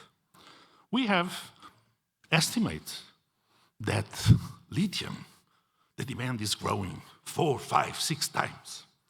We have those estimates for almost 8 years, for sure. If you look at Bloomberg NEF, it was going 10 times more. Suddenly, the last 2 years, the prices skydived. Why? Do we have 100 mines more? The current refiners increased their capacity 10 times? I lived more than 20 years in China. I even have a Chinese name, Gao Zhe. So, it's very clear what is happening in the world. It's very clear. And it makes sense. If you have a monopolistic entity in one sector, and that monopolistic entity has the possibility of manipulate prices to avoid heavy competition from other entities, it will do it. Even if it's not on a strategic area or geopolitical strategic area. In this case, it is. The main refiners in China are state-owned enterprises of provincial level, but they are. So the idea that this is happening and SASAC, the State Assets Commission, has nothing to do with this is amazing. And either Europe finds ways to cope with this, as the Saudis are, or no project in Europe will be able to be bankable or financeable, and I mean serious projects. And there are only 2 in Europe that cover the whole financing, the whole refining process, which is the one from Calibre and ours. Thank you for your patience, ladies and gentlemen.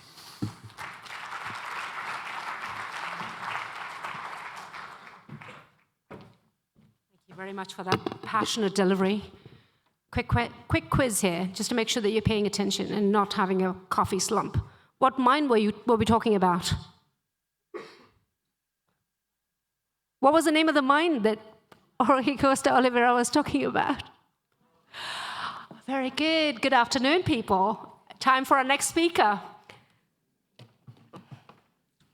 Well, if I only brought my glasses, I could see this. Let me go over to my bigger text. Oh, the next speaker is, please welcome Jürgen Fugishot. Sorry.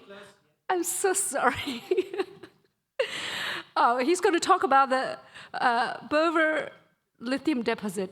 Clearly, I need a coffee. And a quiz as well. Off to you.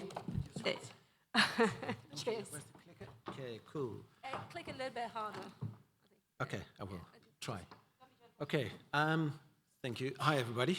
As Dave said, I've been in the industry a while, and after 25 years of mining, they let me talk about geology, finally.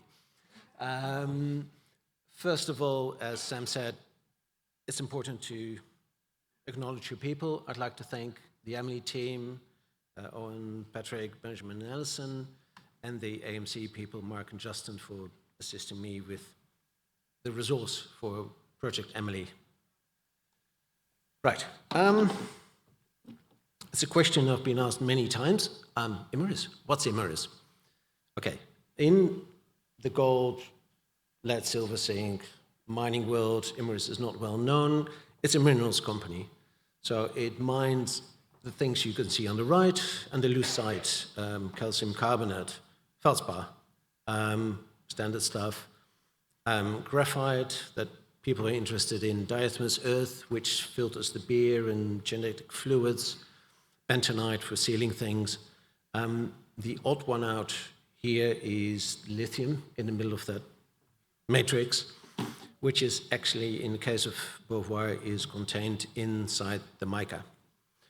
Right, Imerys, basically, it's quite big. It's almost got more than 12,000 people working for them, 25,000 customers, about 100 mines, not that many underground mines, which is more my specialty, and 200 factories where products get created and then sold to businesses like Telkom into car bumpers, etc. Right. Professor Alexandre will be happy. I won't go through this slide too much. Basically, it's the Variscan age on the left, 380 million years ago. It's important to know your timing. And then I'd like to zoom into the French Massif Central, smack bang in the middle of France, just south of Puy-de-Dôme. There's the Beauvoir deposit located. And we'll zoom into local geological content. So, 350 million years ago, the whole landscape was microschist, which is the brown material on the bottom right-hand corner, as well as the brown stuff in the center picture. 330 million years ago, a big blob of granite came up, which is called the Colette granite, which you can see on the left-hand side, middle on the right, and which is that pretty reddish stone on the right. Not super interesting. It makes nice decorative stone. It doesn't have any lithium or tin tantalum in it. A little bit later, 340 million years ago, another blob of granite came up, which is basically controlled by the fault structures that came from the Variscan age, where things, well, as Martin said, mashed up in Europe. And it created this really interesting deposit. Beauvoir granite, if you see it, it's perfect tabletop granite. It's nice and white. It's got bright speckles in it, and that's it. So what's happened in the time is that, like Barossa, things were mined not for the lithium. There's an open pit, which we'll get to in a moment, which is mined for kaolin, which is used for ceramics, and a little bit in paper. Limoges porcelain is very famous for that. All right. In the 80s, in part of a special French program, the BRGM, French Geological Survey, drilled a 900-meter deep hole, which you can see in the center picture. Down to 700 meters, they found lithium. They set up a company, things didn't work out, and there was no big demand for lithium. Then in 2015, Imerys bought the open pit to produce kaolin, and one of the geologists pushed for the drilling for lithium, and that started in 2021. Right, so let's a little bit geology. Why is it so unique? The main elements inside this granite are lithium in a mica. Right? There's been talks about spodumene, several deposits, big ones in Australia, Portugal, etc. Lepidolite is the biggest deposit outside China. We talked about processing. There are no lepidolite conversion plants in Europe yet, hopefully. There's tin, there's tantalum. We do have some minor elements, beryllium, trace elements, niobium, not processing those at the moment. And of course, industrial minerals, which is kaolin, and compared with other mines, it's exceptionally white. So at the bottom picture, we don't have historical photos of the Beauvoir kaolin mine. This is just across the road. This is from the Colette granite, where they were mining kaolin as well, slightly more pink. Same method, dig by hand, push trolleys, wash it, dry it, send it to the ceramic plants, basically. We also have historic mining. Tungsten was mined from 1915 to 1962. So remember that brown stuff we had? When these bubbles came up, actually before, fluids have gone through and deposited tungsten in quartz veins inside that microschist. We had tin mining in the Bronze Age in the Gallo-Roman period, and kaolin for the last 150 years. So what do? We've got kaolin. We also have tin tantalum. And actually, a waste product is mica, which is now being put on a heap. It's still got lithium in it. Right. Quick overview of the site. It's a very constrained site, right? The the waste humps you see, we've got an open pit.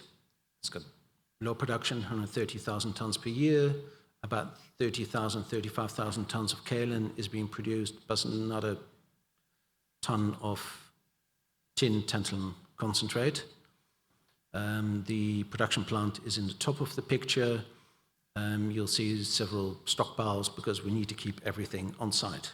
Remember this, we're in the center of France. There's a village to the northwest of us. There's a castle to the west of us because it's France. There's very nice Natura 2000 zone forest to the northeast and another forest to the southeast. What you see in the middle picture at the top is the open pit with the production plant in front. I'm not going to go in detail through the drilling, pretty standard. And then on the bottom right, you see the Beauvoir granite. Just to give you an idea, at the moment, for this resource estimate I'm presenting now, we've drilled about 33 kilometers. At the moment, we're at 35 kilometers of core, no RC drilling. That core is being brought to another historic building, which is our U core shed, which used to be basically the winder house of a coal mine. So somewhere in that garden, in the bottom right picture, there's a shaft of 4 meters diameter. Thankfully, it's kept, photographed, logged, and then that all goes digital as per the industry standards. Right. I think Manuel is having a speech tomorrow about the more information you get, the more complicated it gets.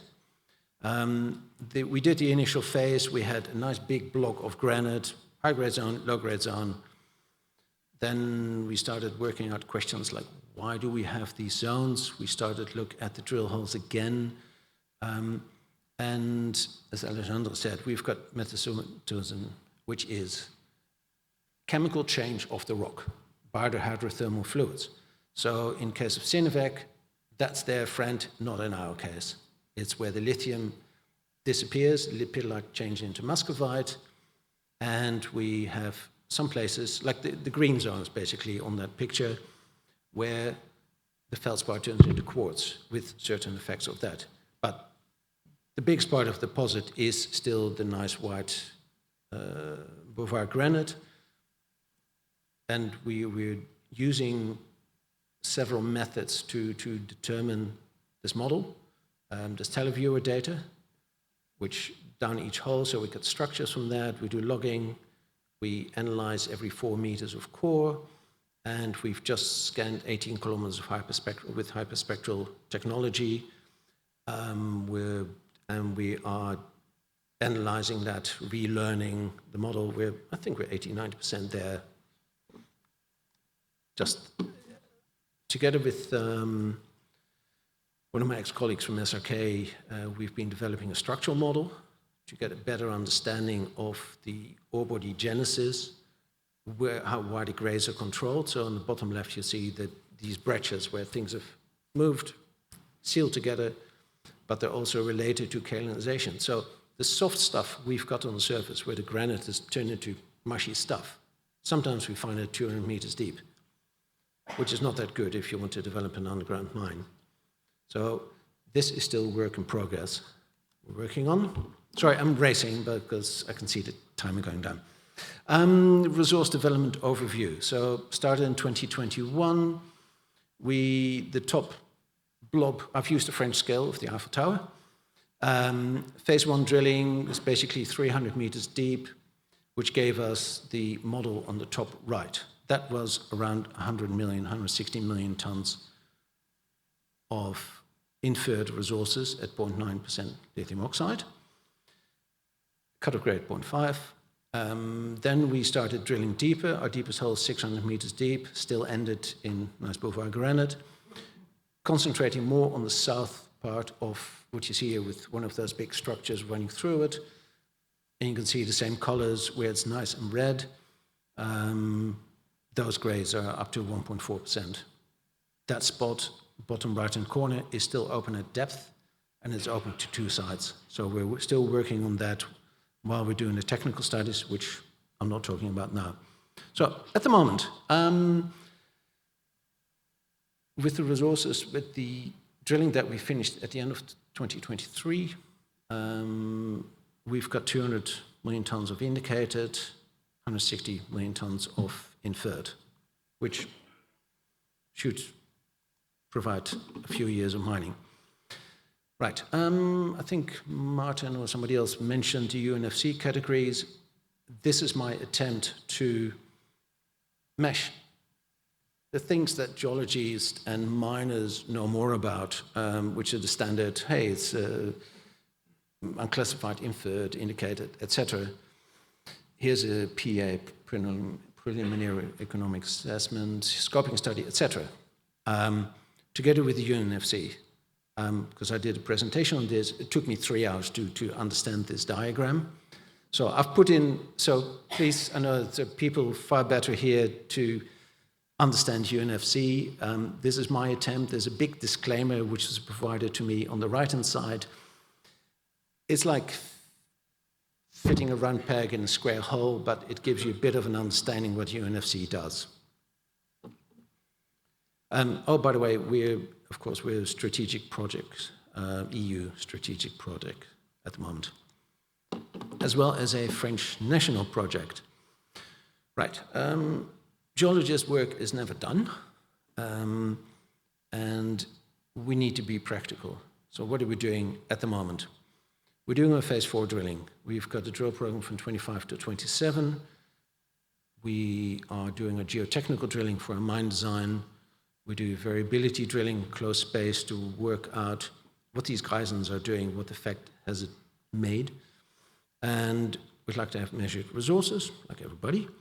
And we'd like to know what the high-grade trend, where does it go, where does it stop? Then, a very important one, where we spent days on, is a geometallurgical model. So the hyperspectral scanning that we've done, hopefully those outcomes will be combined with mineralogy test, MLA, ChemScan, etc. Hopefully we can work out where these alteration zones are, and then we can combine the processing test, the flotation test that have been done on the concentrator with what we know what's in the ground, and then have that magic link between them. It's like, oh, we got this mineralogy, that's your recovery. We mix 5 stopes together, this is going to be your recovery, as well as the grade that you get out of that plant. Right, mineral resource estimate, we are internalizing it, so we get help from AMC on that, and we'd like to put an all-encompassing model, geometallurgical parameters, geotech, etc., and continuously improving our structural model as well. We will be doing geophysics, because of the colonization zones which we found at depth and which were wider at surface than we thought there was. That goes into hydrogeological model, which is really important because we've got forest on all sides, as David covered earlier today, and we'd like to know how the ore body was formed. And that was it. Thank you for your attention.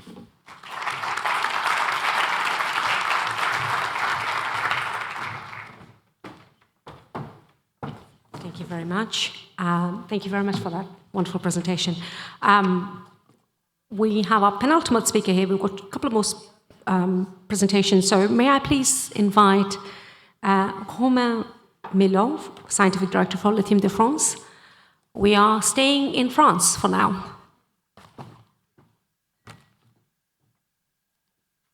Whose watch is this, by the way? Someone's keeping time? Someone's left their watch here. Oops, sorry. Okay, thank you. Just a couple of minutes before the coffee break. Let's stay in France, but let's move to a non-conventional resource of lithium. I will talk about geothermal lithium, and we will move to the French-German border in Alsace. So what about Lithium de France? We are at the nexus between 2 worlds. The one from the geothermal energy for renewable energy and the mineral resources for lithium, within the context that we already know for decarbonization, sovereignty, but also reindustrialization. Well, we are operating between in eastern part of France, as you can see on this map. But before operations, I mean the extraction of the deep geothermal brine for the generation of heat, energy, and lithium recovery, we have in this timeline the different license to operate. The license to operate, I mean for exploration. So within this context, in Alsace, we do perform. Press hard. Next. Okay. We do perform indirect geophysical acquisition, I mean 3D seismic campaign. The idea, and you have that on this cartoon, is to get the depth ecography of the underground. The idea is to de-risk the drilling to extract the deep geothermal water. So we have on this timeline the different operations. So it takes time, but after that we do have, and you can see on this diagram, the 3D block diagram with the different normal faults of the system and different lithologies where we are looking for deep, hot geothermal brines. So having seen that, yeah. What about the concept? I'm talking about non-conventional resource, geothermal brine. So on this 3D diagram, you can see on the bottom the two drills. The first drill is for the geothermal water extraction, and the other one is for the reinjection. So we are operated in a closed loop, and at the surface we perform the extraction of both the energy, the heat, and the extraction of lithium. So the idea is to have a win-win situation for the local production of heat for different uses, industrial, also for different local heats, and also the extraction using the game changer, which is called direct lithium extraction, which is innovative technology that aims to directly extract lithium from the geothermal brines before the re-ejection of the brine into the depth. And after that, on the value chain, we do have refinery plants to transform this lithium chloride into lithium battery-grade salt, and we make the choice of lithium carbonate for LFP battery type, as we already talked today, this morning. Well, in a previous project funded by the European Commission, namely the EGELI project, we were able to perform the resource and reserves assessment of the different geothermal brines at the European scale. And the range is pretty huge in terms of lithium concentration, between, let's say, a few milligrams per liter up to 500 milligrams per liter. But having seen that, there is several hotspots in Europe that are of interest for the lithium geothermal extraction and production. There are those located in Italy, of course those located in the Upper Rhine Graben in France and also in Germany. There's also another location in Germany, and there's also this hotspot in Cornwall in the UK. Well, what about the geological aspects? I know, well, you talked about geology. Geology is the key aspect because Mother Nature makes the dissolution of the lithium from the rocks into the brines. So it helps us to recover this dissolvent brine directly.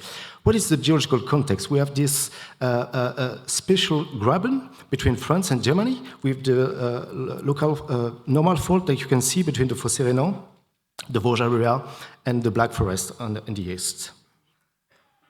Well, within this natural structure, we have the upper crust, which is really thick, which is also favorable for high geothermal gradients. So you have also heat under the feet.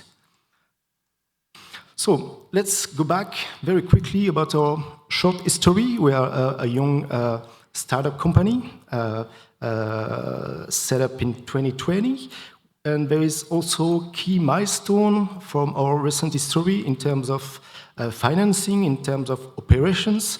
development of the techniques for the DLE 3D seismic data acquisition, which is a key aspect for the location of the resource, and also different stages in terms of permitting, in terms of operations progress, like PFS, DFS, and also, which is really important, is to sign takeoff contract. And we already signed a takeoff contract with Renault Group for the supply of lithium.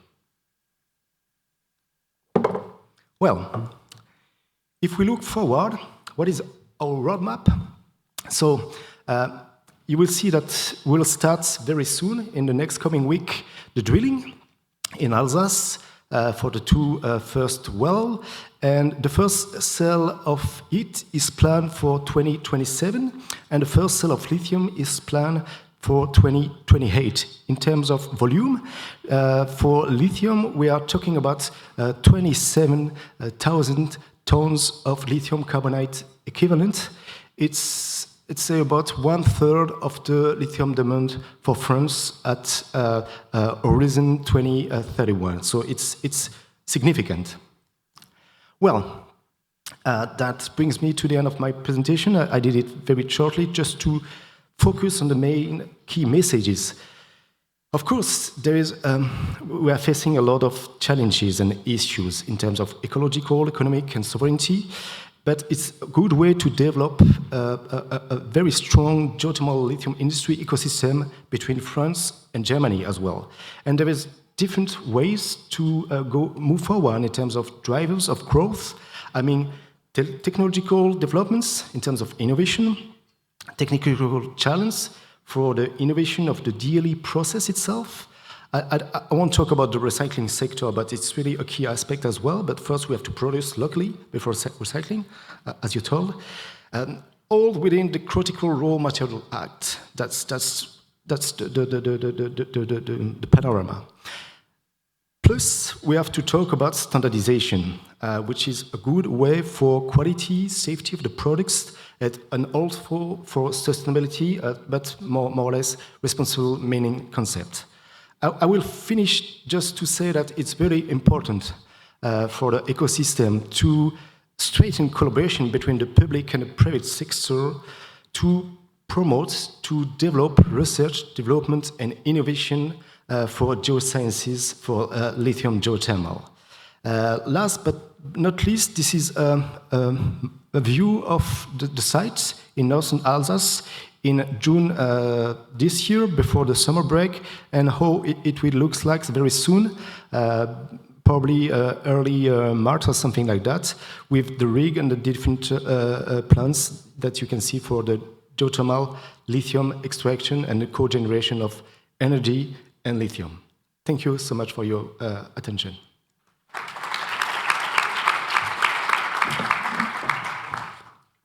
Thank you. We are leaving the French-German border now, and we're going to Ukraine. Please welcome Vita Kizhniak, who is the head of foreign and economic activity for BGV Group Management. I hope you'll bring us back to Portugal after this. Brilliant.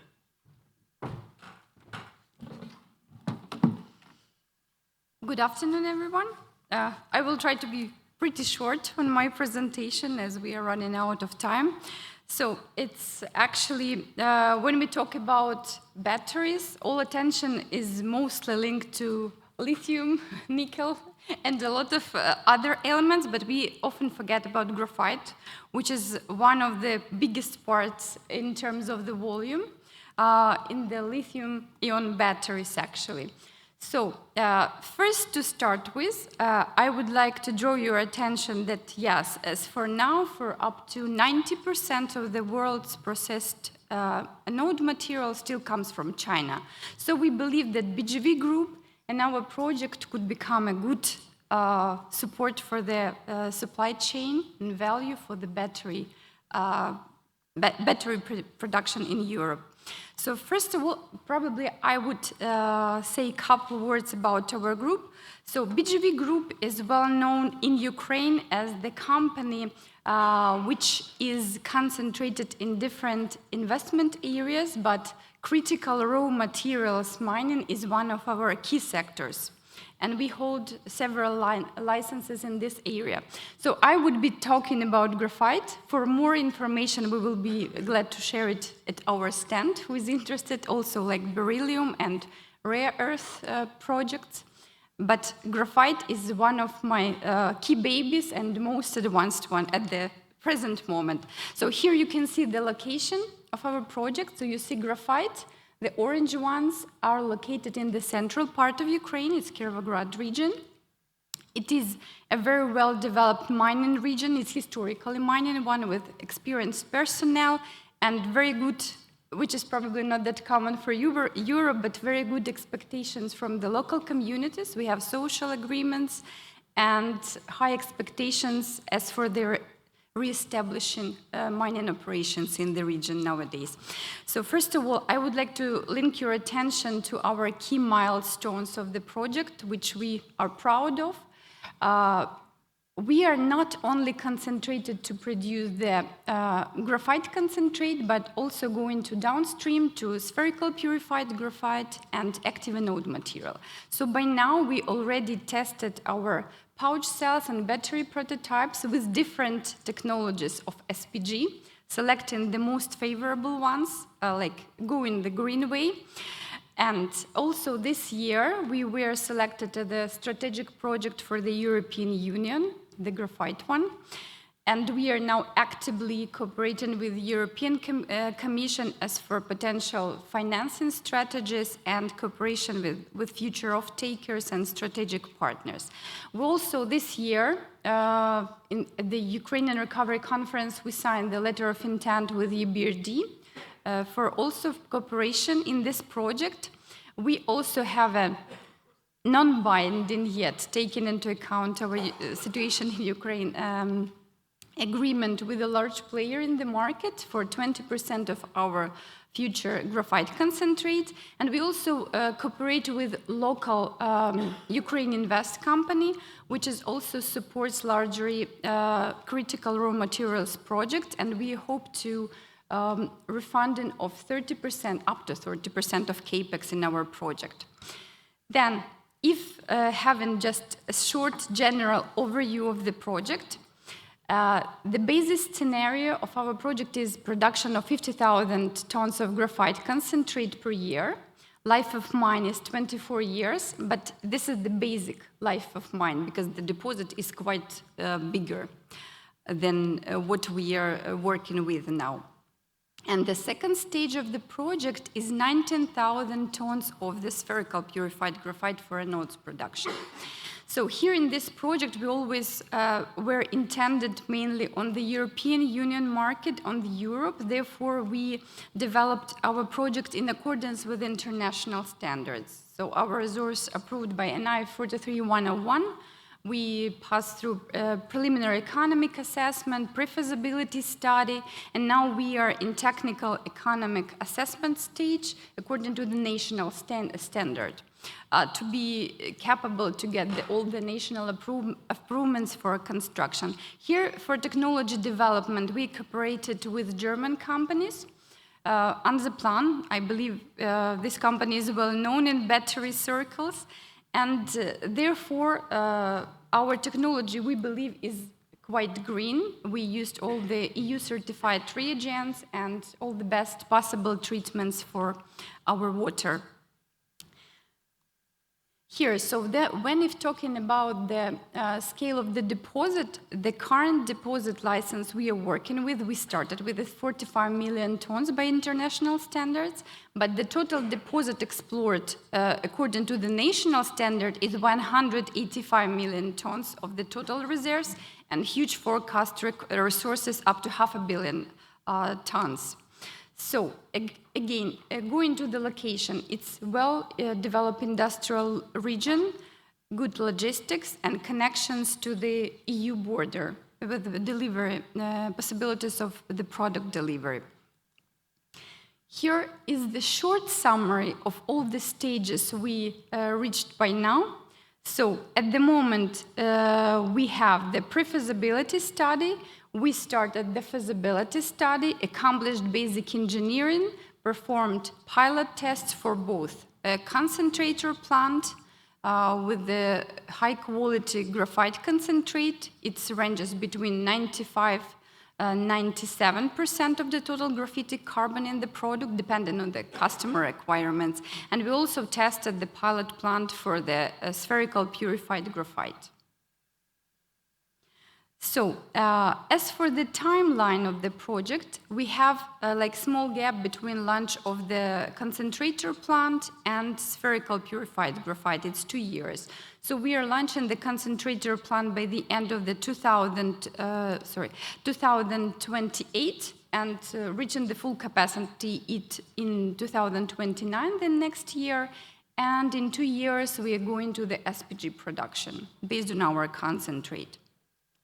So here probably a little bit more insight on how the project is distributed in terms of the product quality and flakes. I would stress that quality of our concentrators for the flake has exactly fine flakes, which are very good suitable for the SPG production, and here we can save on the additional milling in the OPEX. Therefore, we expect that depending on the market demand, we will use up to 41,000 tons of our own concentrate for SPG production further. And in general, also depending on the market developments, our mine has a possibility, and this case was also studied in the pre-feasibility to upgrade the production volume twice, up to 1,000 metric tons per year. So here is a short timeline of the project, stages we've passed and where we are at the moment. What I would like also to turn your attention to that here for the graphite project, I believe that for the rest of battery materials, it is crucial to have offtake agreements, to have strategic partners, to be involved in the full supply chain of the battery production. Therefore, we hope that we can reach the resilience of this battery supply chain for the European Union, and we expect that BGV Group with our project will also be able to support this strategy. Therefore, we are open for partnership with full transparency of our projects. So we invite not only industry players, but also investors and policymakers to join us here and to negotiate over the projects we have and to consider how we can do this the best possible way to benefit for both for our country and for the European Union supply chain of battery production. So here we have probably very short overview of the financial indicators of our project. It shows like the project is pretty bankable, delivers high returns for investors. And this is for the two stages. First column, second column, you can see for the concentrator plant, and the second one for the SPG production stage. So thank you very much for your attention. I hope that you can join us at our stand and learn more about our project so that we could address more detailed information, as we have a lot of information developed so far. Thank you very much.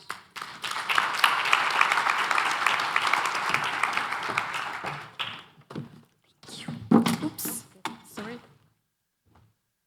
Thank you, Vita.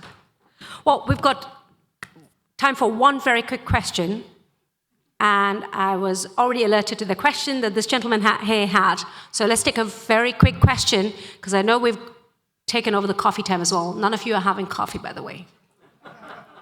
You may be allowed to go to the loo, provided... Go ahead. Is on, yeah, where I come from, 4:30 is not coffee time anymore. It's Canada. I'll keep it quick, so I'll just ask a question. Nobody has to answer it right now, but something to think about. We've talked about government regulations and projects, and this is more towards Sam, and a lot of your comments were great and to the point, I thought. Is something to think about. It's not just government regulations and rules and this and that. I write a lot of 43101 technical reports, JORC reports, SK 1300 reports. So I know the regulations quite well. But what I'm finding, and I'll ask the entire panel to think about this, is are we lacking a lot of training of young people now in all aspects of mining and mineral exploration? And is that where our biggest problem is coming in? And now we have all of these people out there don't understand ESG, don't understand environmental, don't understand. But the project is not just environmental and political. It's a resource estimations, which we've talked a couple about, which is what my expertise is in, resource reserve estimations. It's mining, it's processing, it's metallurgy, and all of these all have to come together for a single project. Can you mine it? Can you process it? Can you recover it? And can you sell it? And what is it worth? And lithium, perfectly. There are lithium projects around the world where the lithium price actually is not so bad with using DMS plants for recoveries of different types of lithium projects. But that's my question to everybody is think about, are we missing something right now on the training of young people coming out of universities? The practical training of what we're doing right now. It's changed a lot for the last 15, 20 years. And yeah. Yeah, can I just ask our panelists, maybe 1 or 2 words of what you think is missing, just to have a quick round? Right. Right. Hi. 2 words. You get 2 words. Okay, 3. You're starting too late. It's not people coming out of university, it's get them while they're young, and it's get kids interested in technology, geology, and the world around them, instead of just make them realize that that thing that they got in front of their face 6 hours a day, and my children as well, where that stuff comes from, and what do you need to do to get there. And it's like Imerys has got, ball clay mines and other mines in the UK, and they will invite the local school kids to come over, but where the local school kids come in and understand what a kaolin mine is. Not even talking about lithium, is just purely like, hey, you got a mine next door, go and visit, right? How often can you do that, or walk into a factory and see what they're actually doing? And that's the trouble, because kids go like, I want to be an influencer, I want to be whatever kind of fake thing they can be today. But it's built that interest, and I think that lithium organizations and universities and companies really need to try to, it's not about transparency, it's about promotion, and it's about the impact that you were talking about, the positive impacts that a mining industry has. Great point on that note. I don't know if anyone has 1 or 2 words only. I'm so sorry.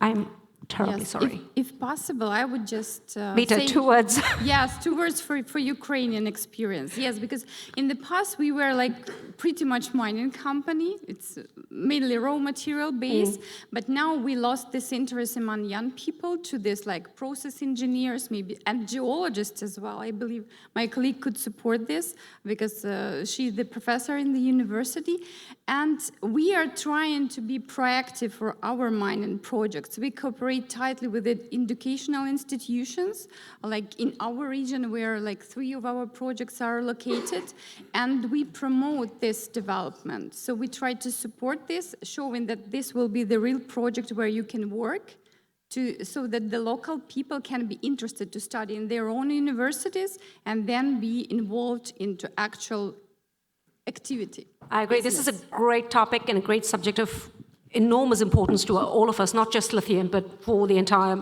mining and the energy future.